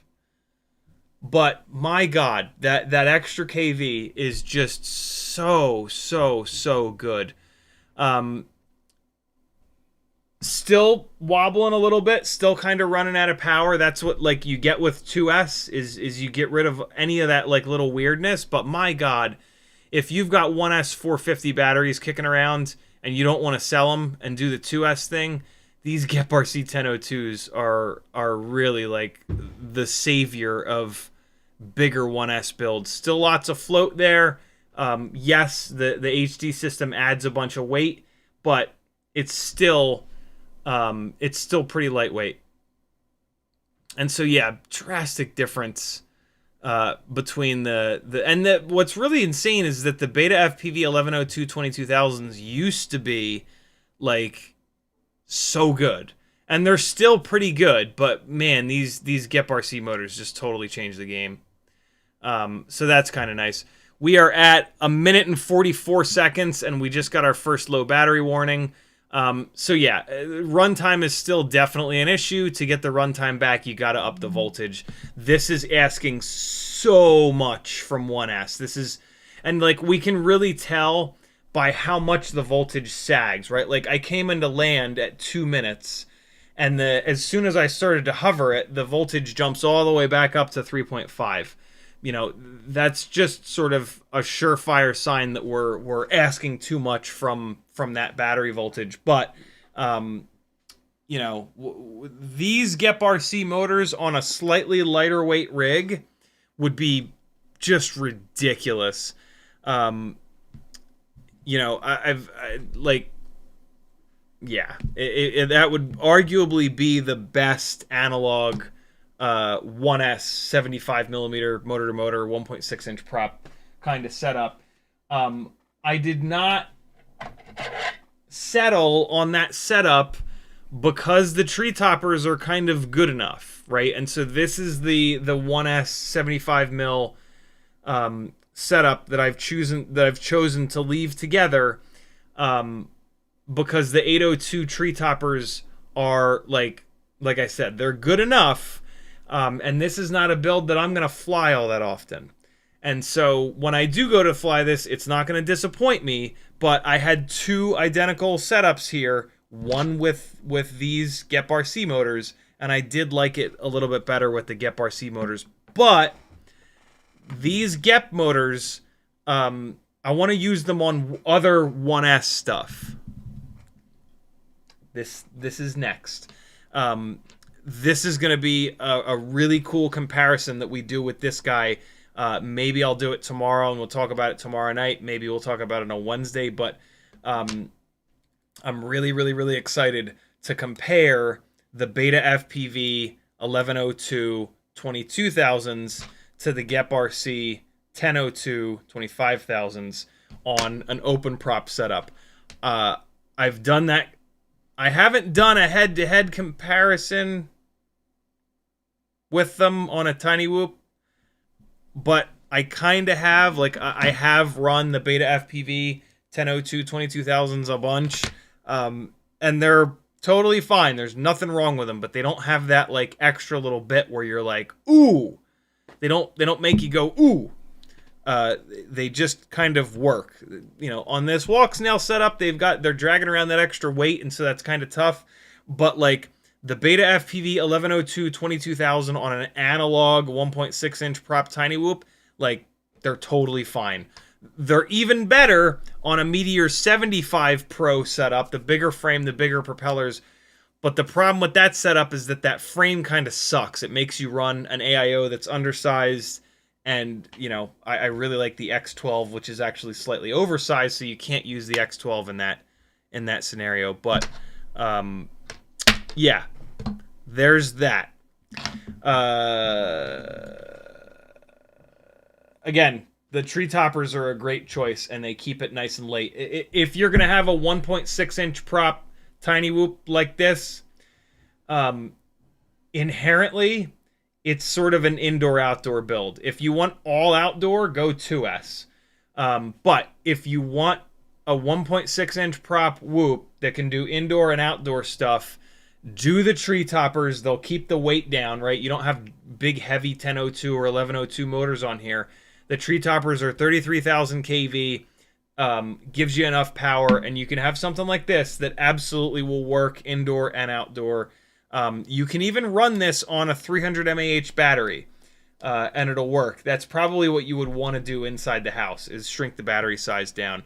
Matter of fact, I'm gonna set this up to do that. I've got these little foam adapters to adapt the bigger battery bay to the 300 mAh batteries, and that's like a perfect kind of thing to just put in here. I had one of these, and then I talked about these on a live stream. I said, hey, does anybody have them floating around that's not using them? And one of you beautiful bastards sent me 2 more of these, so I now have 3, which is great. And yeah, I'm going to leave this one in here. This is the perfect little thing, because it's easy to pop out, because it's just made of foam. And so yeah, there it is. So now I can put wee little 300 mAh batteries in there. We might do that. I would like to try to fly on. Matter of fact, let's do it real quick. Let's do this real quick. We're gonna. I did put #6 batteries in the title of this live stream. I do have a couple of 300 mAh batteries sitting here on the charger. Let's really quickly fly since we're talking about this rig, and I'll show you that this thing does kind of work inside, especially on the smaller batteries. So real fast, let's just get this guy up in the air since we're talking about all these 1S jams. Hell, I even have a 450. So we'll fly this really quick on a 300, and then we'll fly it real quick on a 450. So here you go, Treetoppers. This is just a Mobula 7 1S with Treetoppers on it. That's really all this is.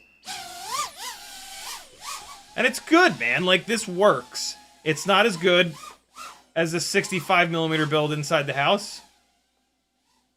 1.2-inch prop build inside the house, or even a 1.4-inch prop build inside the house. But as you can see, it's significantly harder to fly and just deal. Whoa, Teddy boy! Deal with. I do have a little bit of extra up tilt on this, which is not making things any easier because I've been flying this outside, but still. It's big, it's heavy, it's got enough weight for the wind, but it's just barely light enough to deal with flying inside the house here. And it's got all this power even on a little 300 mAh battery. Oh, God. Let's get it back downstairs. I'll show you how it is in proper close quarters. Maybe. Hold on. Let me take some of this camera angle out of it. If I try to fly it down here with this much camera angle, it's going to really suck. How I can always tell there's too much camera angle is when there's no duct in view. I always want a little bit of duct in view.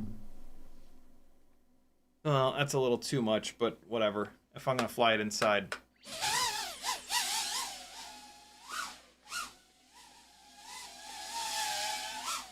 So yeah, X12 AIO. Oh boy, I just knocked something over. BT 2.0, Treetoppers, Gemfan 1610 biblades. Nice little setup. Sneak up on it.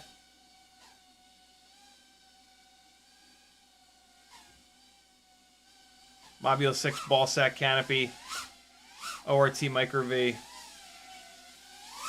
Oh god, why did I think that was going to work? Not bad runtime so far on this little 300 mAh battery.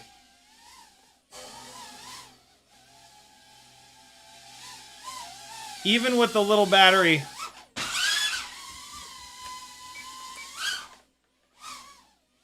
it's just a lot for flying around inside. We're at like 2 minutes and 15, 2 minutes and 17 here. I don't know why I keep getting core temperature warnings.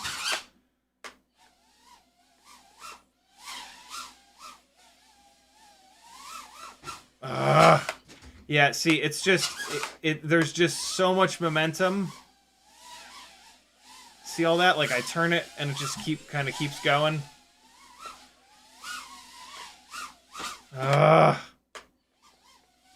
Yeah, it's kind of more frustrating than fun to fly indoors, even with the little 300 mAh battery to get the weight down.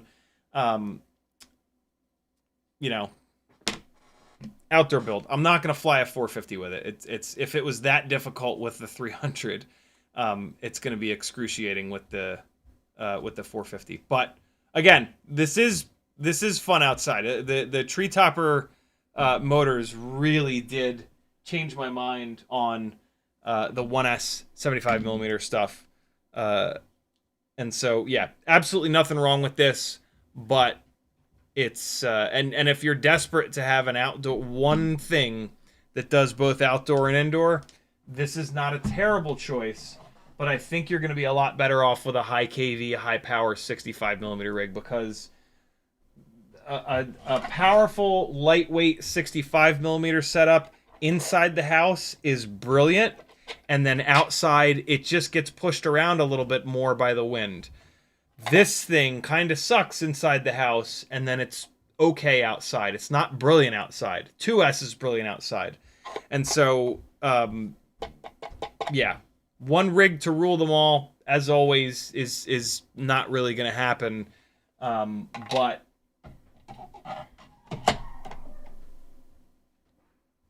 what was that noise from upstairs? FizzPV says, link to that adapter. It doesn't exist. It is from like 7 or 8 or 9 years ago. I haven't seen them in forever. And you can't really 3D print something because it's going to be too heavy. So there's not a great way of doing that. But there's not a lot of scenarios where it makes sense to do that either. Stuffing a 300... a little stick 300 mAh battery into a big wide battery bay, that's a scenario where you're putting too small of a battery in too big of a frame, basically. Athix says, did you ever build a walk snail baby tooth? I've never built a baby tooth, so no. Wait, no, I did. I think I did, didn't I? I think that I did. But there was something wrong. Oh, the AIO was a pain in the ass. And I ended up pulling it apart, and then I just put the walk snail somewhere else.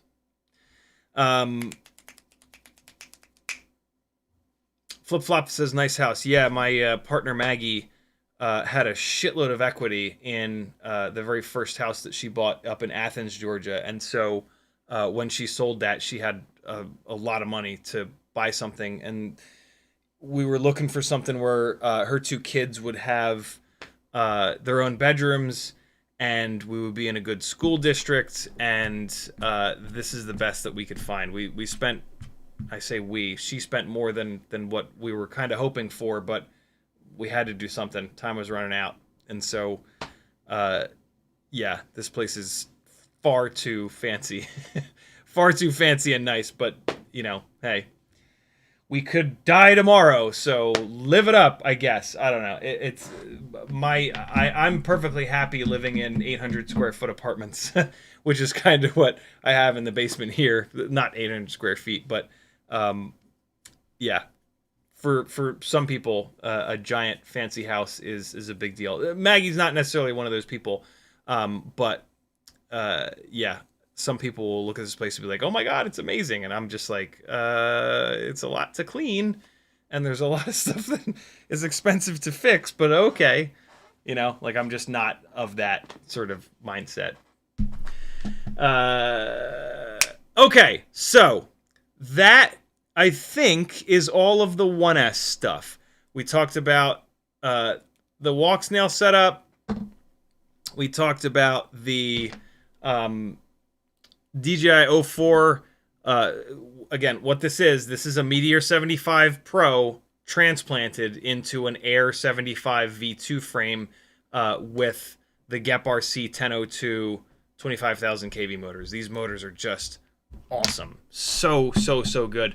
I guess I can play one more flight file from this thing, from this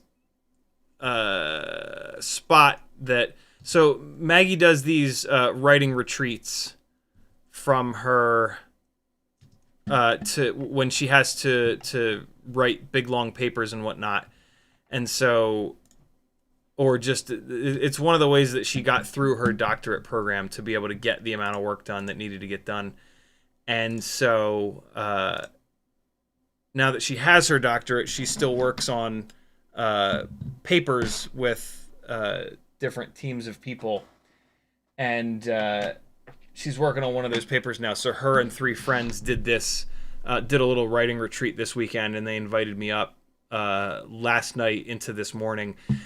And so this morning when I got up, I just kind of flew around the little area here. Look at this. Look at this ultra sketchiness. There was just scraggle absolutely everywhere.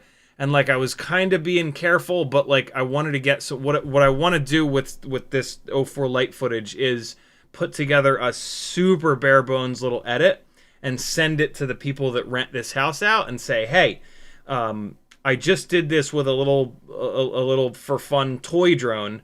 I would love to come out and do this with my proper gear that I usually charge $1,000 a day for.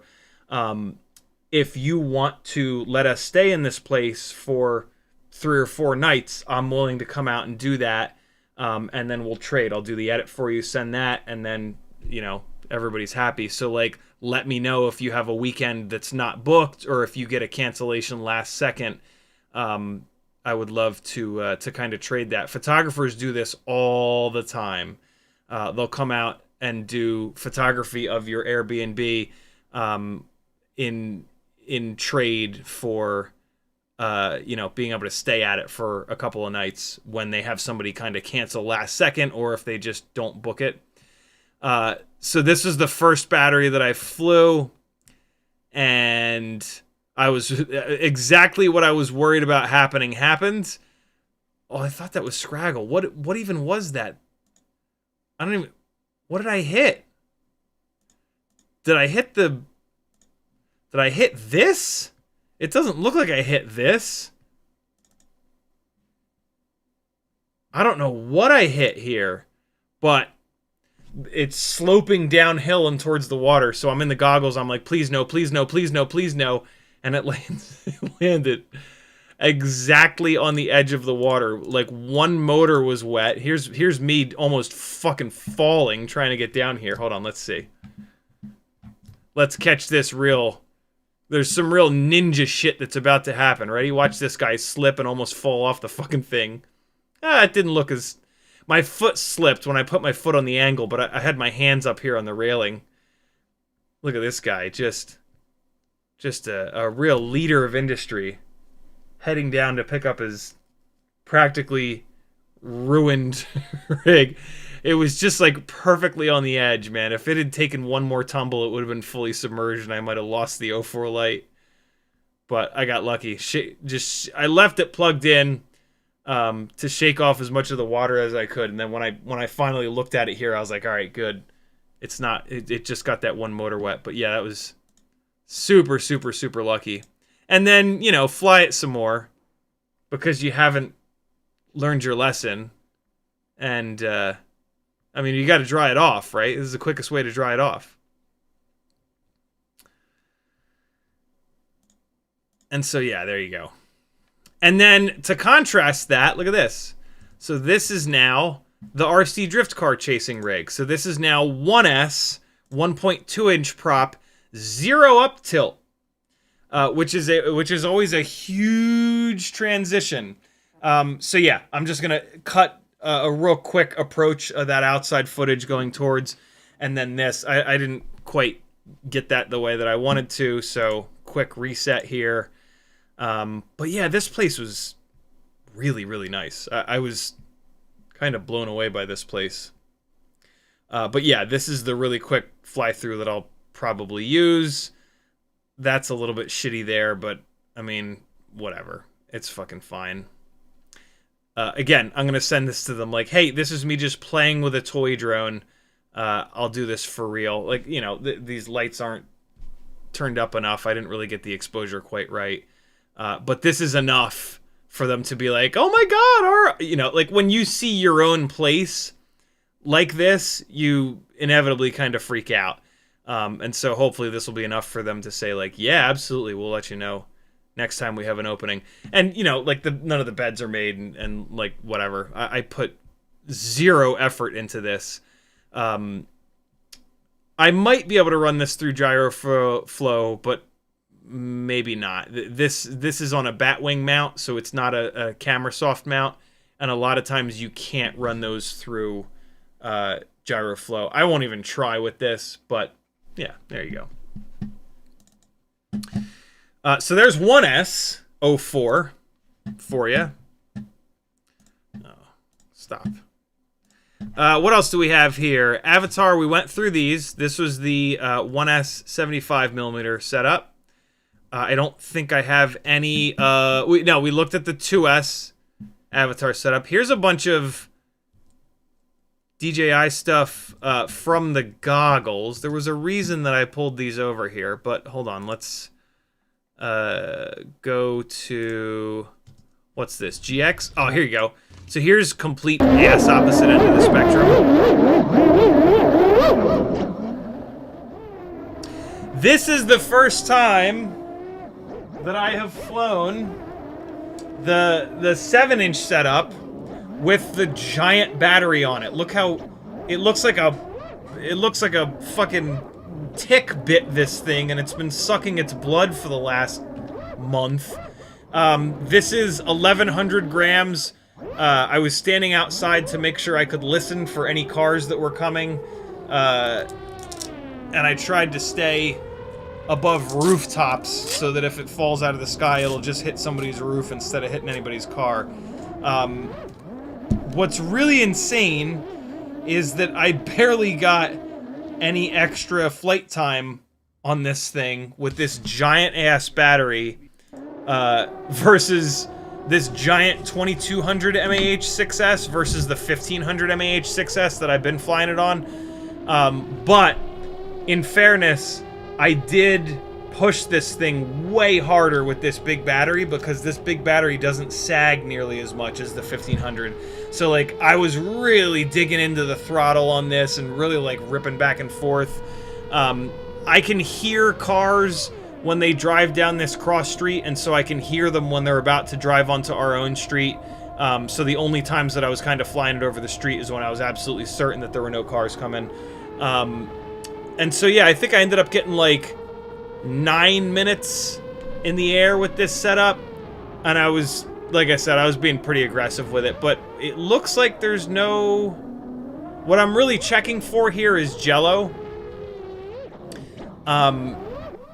But I did do a couple of black box logs. This is with bi-blades. This is with HQ 7x4.5 bi-blades. Glass fiber nylon bi-blades. They seem pretty good. Just doing some passes here to see some throttle stabs. The CG is kind of a mess on this, which is what you see there. I should probably start dialing the anti-gravity up. You know, of course, I continue to want to try to dial this thing in like a freestyle rig, but it's not a freestyle rig. But if I treat it like a freestyle rig and try to tune it as good as a freestyle build, then it'll be really good in the wind.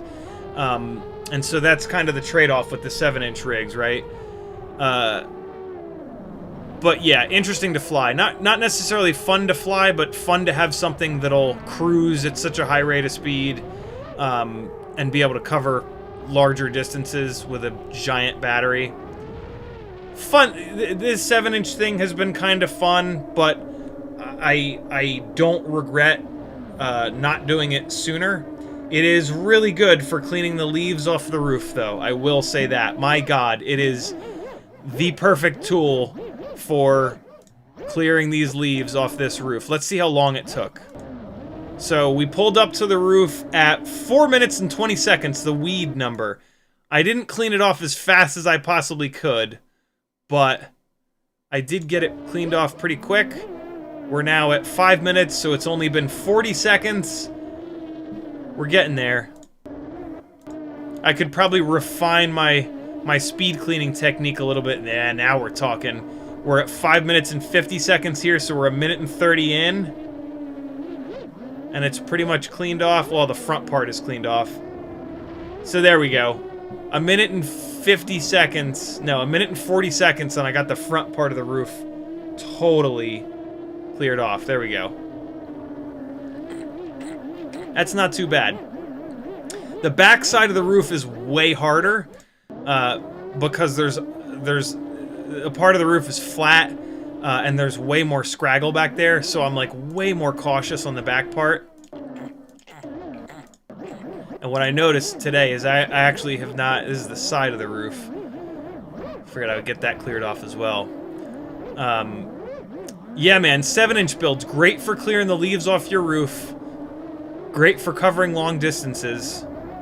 Pretty much useless for everything else. Yeah, see the flat part where the patio is here? It doesn't have enough of an angle, and so the leaves just like pile up here. So I'd probably have to spend a whole battery up here getting that part cleared off. Which I'll do. Once all the leaves have fallen off the trees, I will do that. But for right now, I'm just trying to keep it off, keep the leaves off the top part to keep the gutter, our new gutters clear. But yeah, there you go. There's a complete opposite end of the spectrum. HD0 analog footage is what we're going to end with here. Good God, it's after 5 o'clock already. Some of this I'm just going to let play because I'm giving you a pretty good voiceover. We're gonna try these GEMFan 2023s real quick. So let's go backwards in time here. Is this audio gonna Time work? for the GEMFan 2015 props. I suspect these are gonna be a little too heavy, and the response time is gonna suffer. But let's find out. I like these because they're the bi-blades. I like these because they're strong. Baby turtle. Baby turtle build, X12, fox ear, Pico Razor, I believe is the camera. GEMFan 2015 2015 bi-blades. It's the same blade as these 2023s, but just 2 blades instead of 3. And then BetaFPV 1102, 22,000 kV motors, 1S, 450 mAh battery. Ooh. Oh wow, the balance is not great.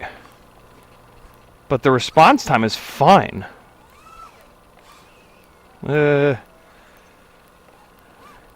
It's okay.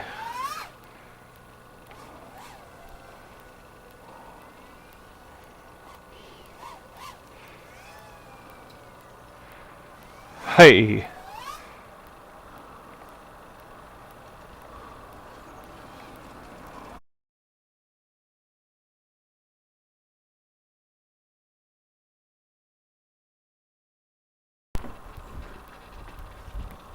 $100. 30 where that gets us. Let's see what kind of RPM at what it'll down a little bit. Or do I?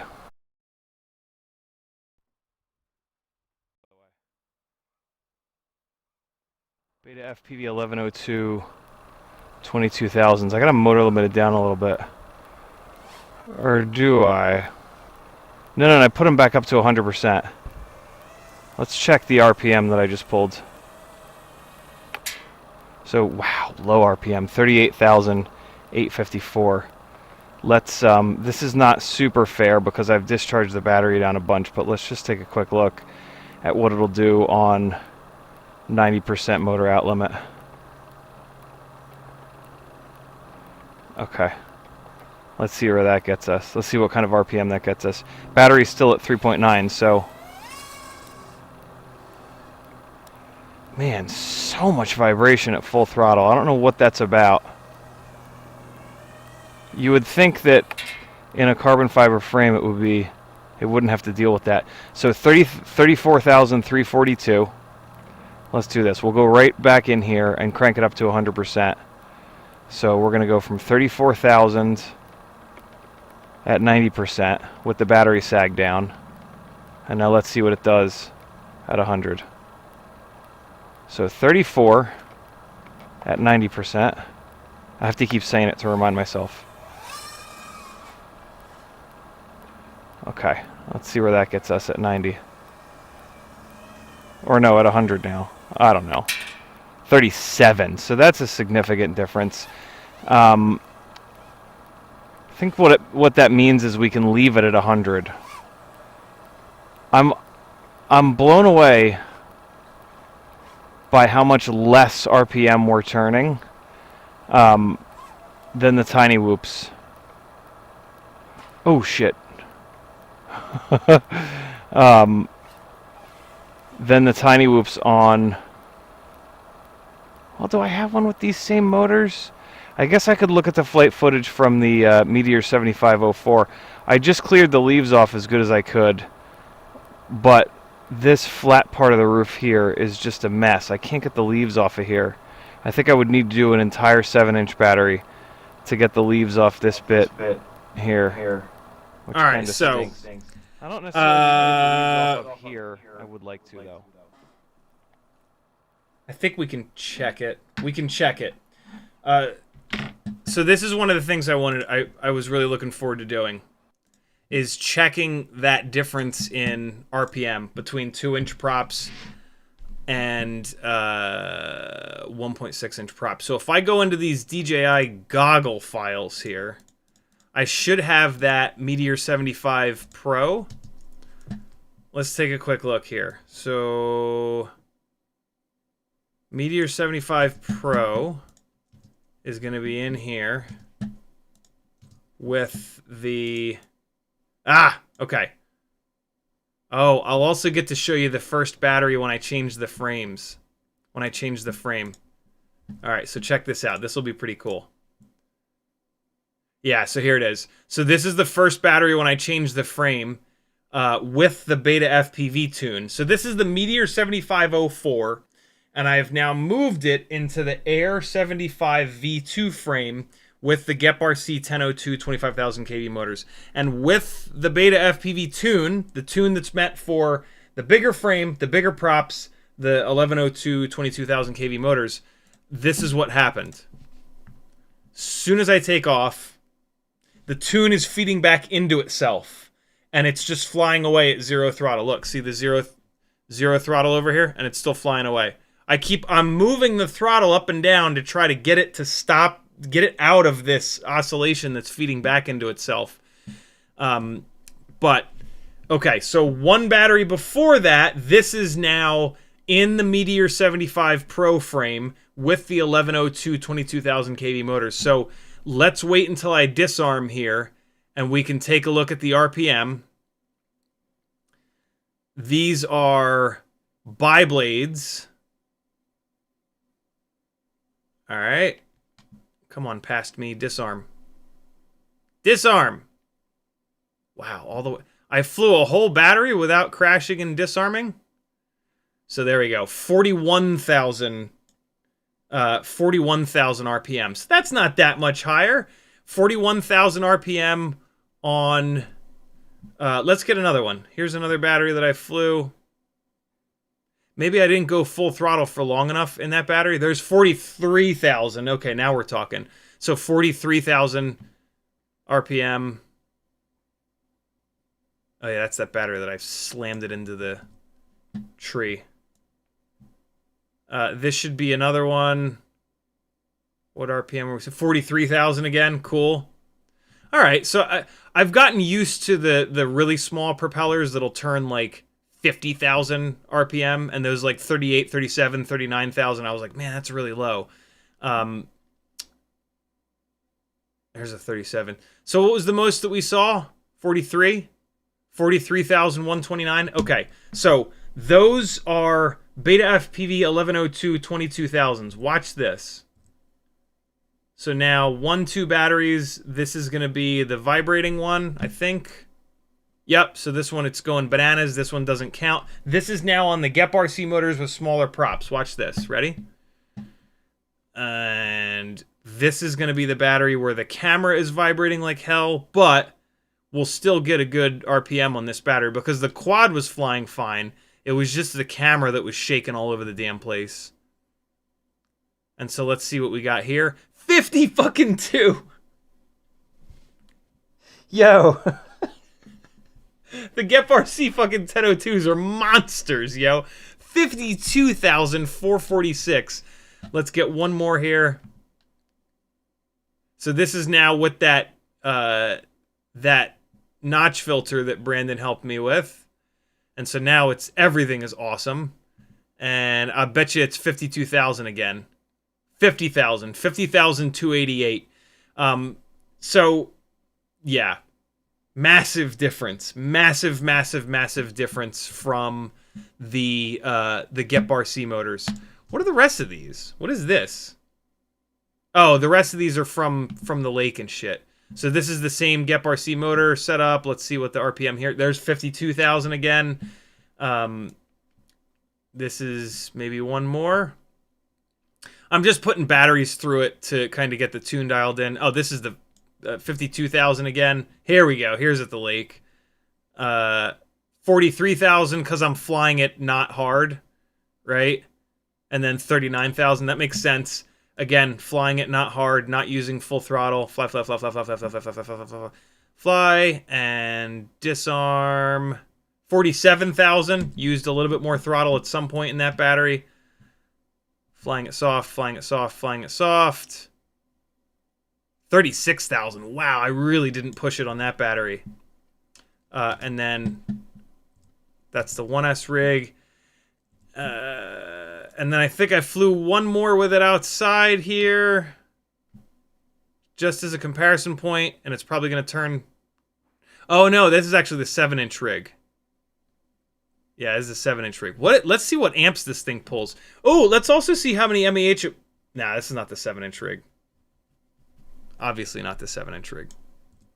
I don't know what that just was. There's the 7-inch rig. Yeah, 9 minutes or 7 minutes 35 runtime. What MAH is it saying that it pulled out of the battery? 2200? That's looking pretty good. I'm getting the voltage, the amp dialed in properly. I want to look at what it's doing at 60% throttle though. 30 to 33 amps at 60% throttle. I wonder if that's good. 40, 30. I'm just looking at the throttle amounts. I did have a couple... I did put it full throttle at some point here. Hold on. Let's see what kind of amps it pulls at full throttle. Hold on. I only really did full throttle blips. It feels very abusive. It also sounds absolutely ridiculous at full throttle. Hold on. There'll be a full throttle blip here somewhere. Come on, me from 2 hours ago. Be reckless. Make all the noise. Wow, it's 10 amps lower at 10% less throttle. That's insane.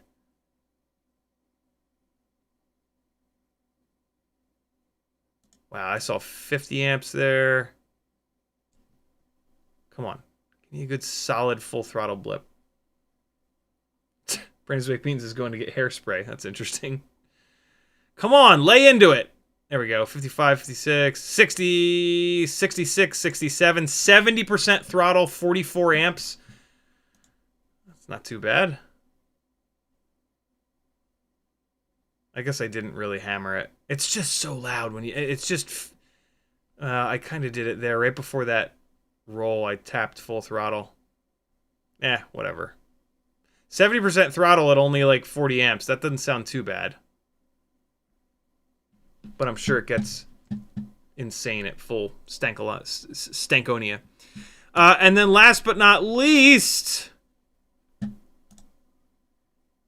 back to the analog. But no, I still got it here.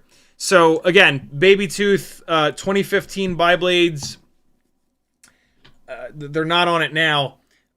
Previous to the 2015 bi-blades, I had the HQ 2x1.5 bi-blades, and these were much better in terms of balance. These are obviously way better balanced than the GemFan 2015s, but the GemFan 2015s are extremely strong. The HQ ultralights are pretty fragile. But what I'm really looking forward to is putting a full battery through it with these 2023 tri-blades. In theory, these are going to be better balanced, but on the 1102s, I have a feeling these are going to be too heavy. I just put it in the air for 4 seconds on a storage voltage battery, and it didn't seem to be that bad, though. So maybe it'll be okay on these 2023 tri-blades. We'll see. The verdict is out on that one. It might be a bit too much. So there's that. The last thing is going to be these two beautiful 2S 1.6-inch prop builds, and I think I talked through it enough that I can just let me jibber-jabbering do the work here. So let's see.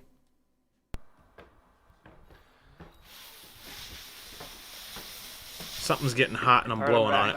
Switch the two propellers on.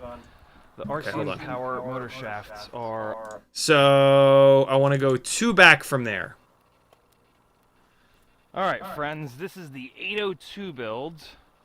Let's get a little bit more up tilt here. This is the 802 build with the Caddx Ant.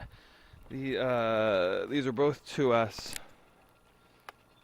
Let's see how it is. Settles right into a cruise.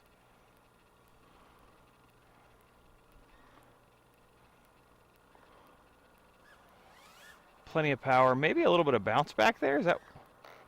Nope. Now we're good. Pilot air. Oh man, these 802s are awesome. So these are the Tiny Whoop 19,000 kV 802s.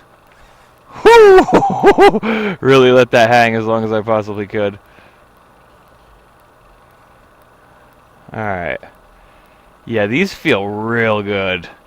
We kind of don't need to be this lightweight, but man, for like ducking down into the garden, which we'll do here in a second, these 802s are magic. My God, look how smooth. Not a hint of prop wash there. I'm being pretty gentle, admittedly, but still.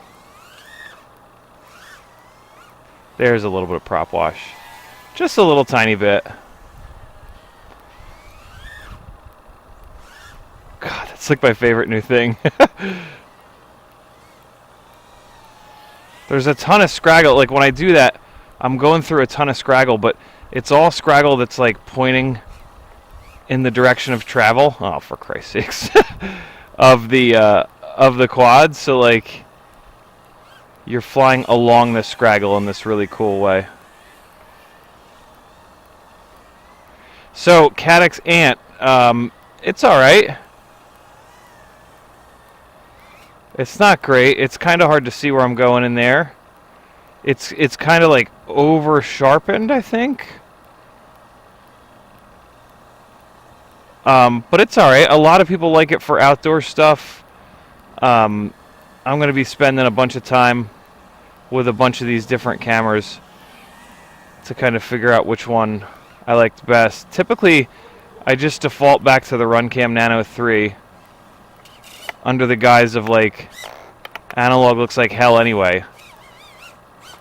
So we might as well go with the lightest weight camera. Those flips and rolls there, when you crash in the leaves, you want to do a couple of those to try to get the leaves off. So you'll always notice me kind of doing that. I gotta clear this roof off. I got a 6S 2200 mAh battery on charge. I'll put the 7-inch rig up and clear the roof off.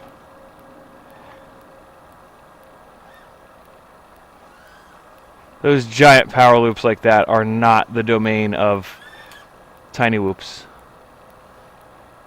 It's not what these things are for. I could barely get over that one single tree. Oh God. Still on me. Still on me. Got it.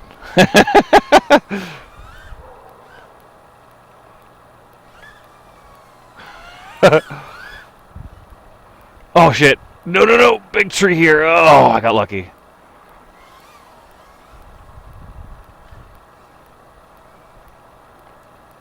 Ooh! No, didn't need to disarm.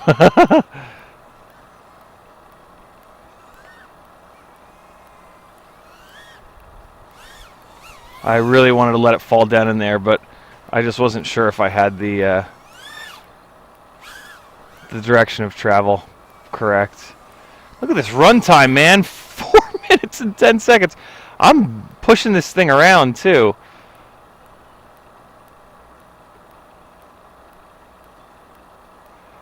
I always bail on that too early. It's unbelievable how long I can let that hang. Woo boy! Uh-oh. I didn't need to disarm there. That was silly.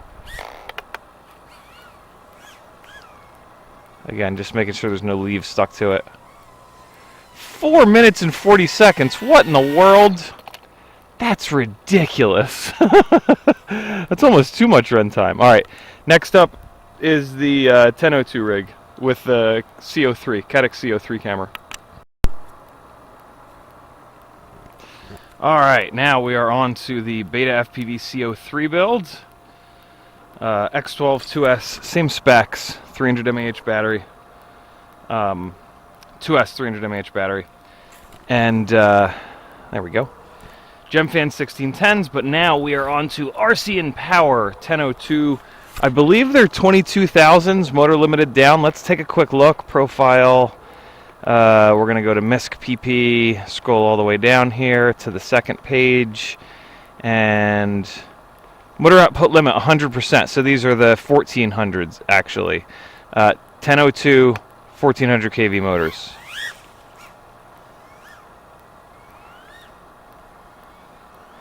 The 1800s on that 802 rig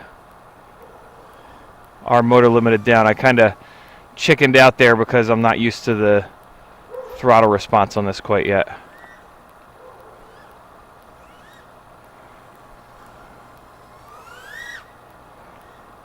I think the 802 build has a little bit more power, which just basically means I have the those motors not motor limited down to the same level as these. These 1002s are going to be gruntier,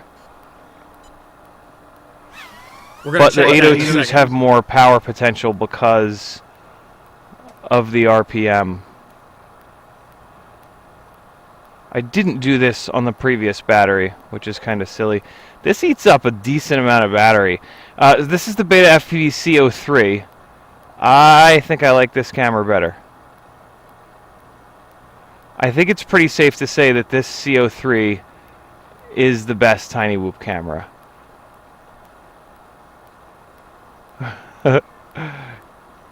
How low can you go? Oh God! I thought I could pull that last second. Oh God, no. Oh God, let me go. Thank you.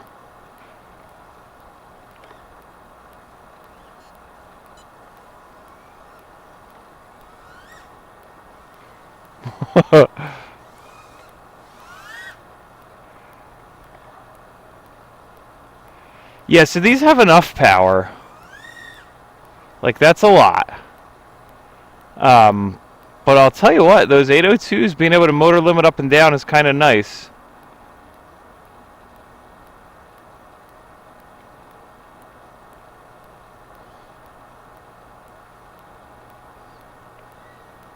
See, these have plenty though. Like that throttle blip at the bottom there was felt great.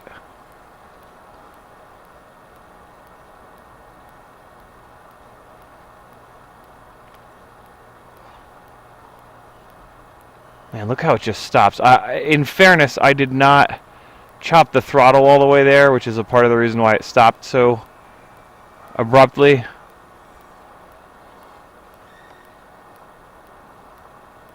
Yeah, I mean, full throttle chop. Like, that's plenty of power.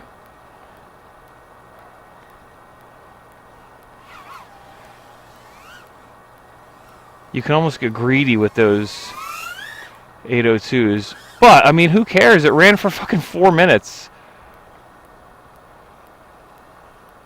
I don't mind the extra weight. So, well, let's see. Let's see. This is where we're going to really be able to tell. Oh, God. Yikes. Oh, did it throw a propeller? I think it threw a prop. Let's see. It sure did. Oh my god, it threw two. What are the odds? It threw two propellers. That might be a first time ever. It threw both clockwise propellers. That's absolutely insane. All right, well, we'll end it there. What's the battery at? 3.74? Cool. It ran for 3 minutes and 24 seconds. I think it would have had the same runtime. Up next is the walk snail rig. But I don't. You guys probably won't see that because I'll be. Now, hold on. Let's look at the RPM differences here. So 56,000 versus 56,000 is a lot. That's probably. Oh God! Look how bad the Caddx Ant looks. This is the little baby turtle. Oh wait, no, that's the Razor, Foxier Razor. Oh God! Look how bad the Foxier Razor looks. Yikes! All right, friends. This is the 802 build. This is the Caddx Ant here. Look how bad it looks. Okay, so hold on. Let's get some RPM. Wait till I disarm. Hey, there's a disarm. Where is it? 53,000. Okay, so the 802s did 53,000. Let's get another disarm here. Where's it at? 41. I thought the 802s would pull more RPM than that. 43,000, but that's the end of the battery. 45,000.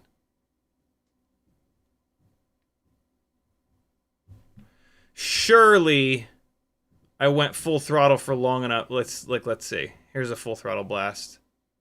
Back there? Is that? That's a pretty quick one.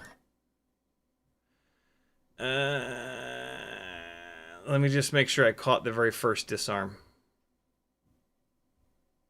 Yeah, all right. So 53,000. 53,000 versus, I forget what I said. My God, look how much better the CO3 looks. That's insane. 53 versus... Oh, there's 53 as well. Let me just look for one more disarm to see. There it is. 56. Okay. Yikes. So, yeah, the 1002s are making roughly the same amount, potentially more RPM, even though they're a much lower KV. But it's it doesn't feel like it, man. The 802 rig feels like it has a little bit more power. It might be because of how much lighter it is. I cannot believe the weight difference between these two rigs. 1002s are so much heavier than 802s. It's kind of wild. These two are identical other than the cameras. Caddx Ant here, CO3 here. But still, the 802 build is 25.3 grams. The 1002 build is 28 grams. So that's, that's going to make a difference in the power to weight ratio for sure. I really dig the 802 build. I think I might leave this one together rather than leaving the 1002 build together. These 1002 14,000s would be better suited for a digital setup that I want to have really good runtime. So I think what I'm going to do actually is I've got this walk snail 2S setup on the RC and Power 19,000 kV motors, motor limited down. I think I'm going to swap motors to compare the 19,000s to the 14,000s. I think this might be a pretty cool little comparison point here.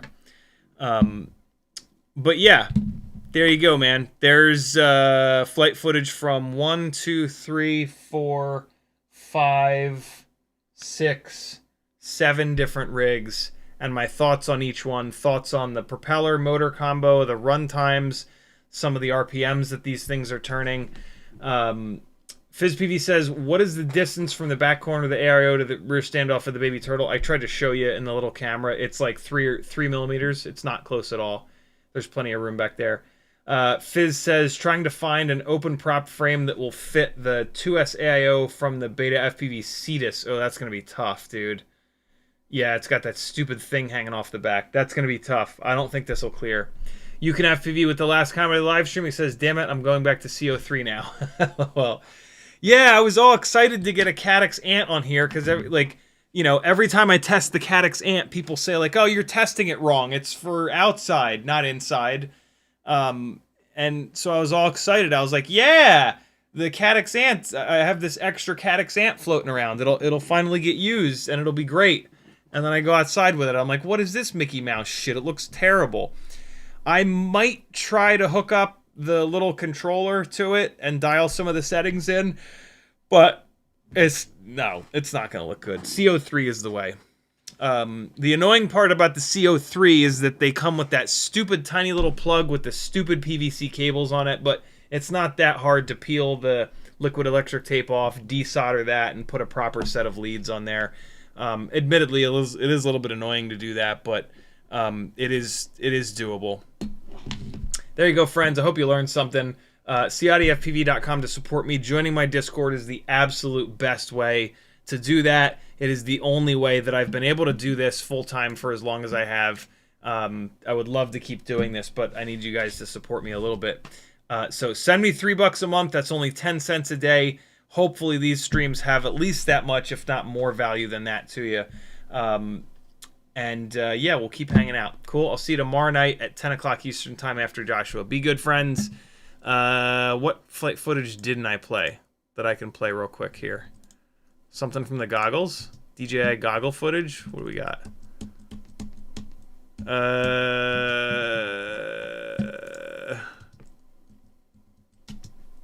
No, pretty lake footage. Here you go. Pretty lake footage. At the beginning of the stream, I played this one. Now I'll play this one. Yeah, here you go. Here's the other lake footage that I got. I'm going to chop this up a little bit, see if I can get some free Airbnb credits. I'll see you guys tomorrow night. Be good. Or else.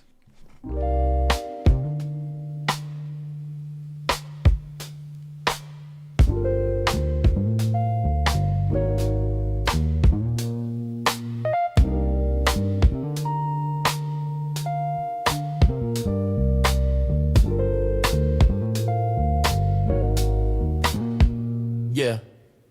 Out in the yard where the grass grows wild, CiottiFPV's goggles locked, grinning like a child. Teddy spaghetti's, fur flies, and jet wash dreams. Yeah.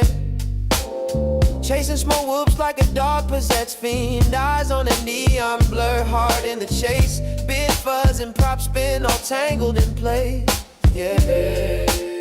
Four-legged rebel with a rotor stir tail in the circus of the sky. They never fail.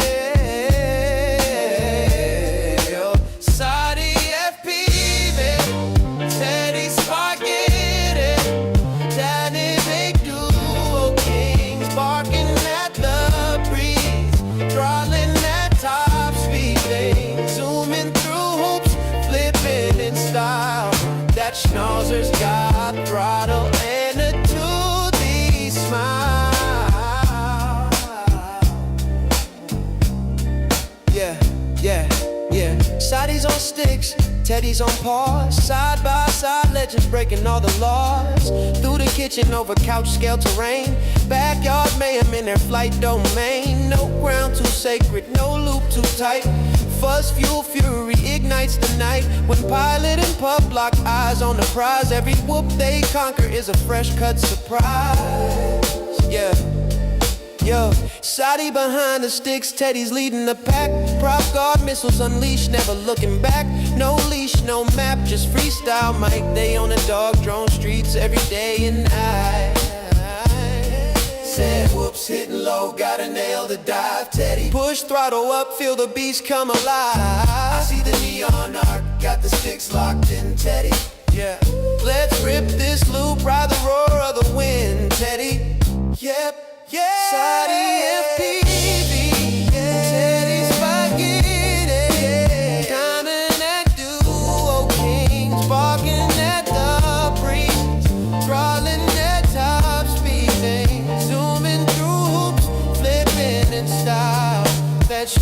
just got throttle and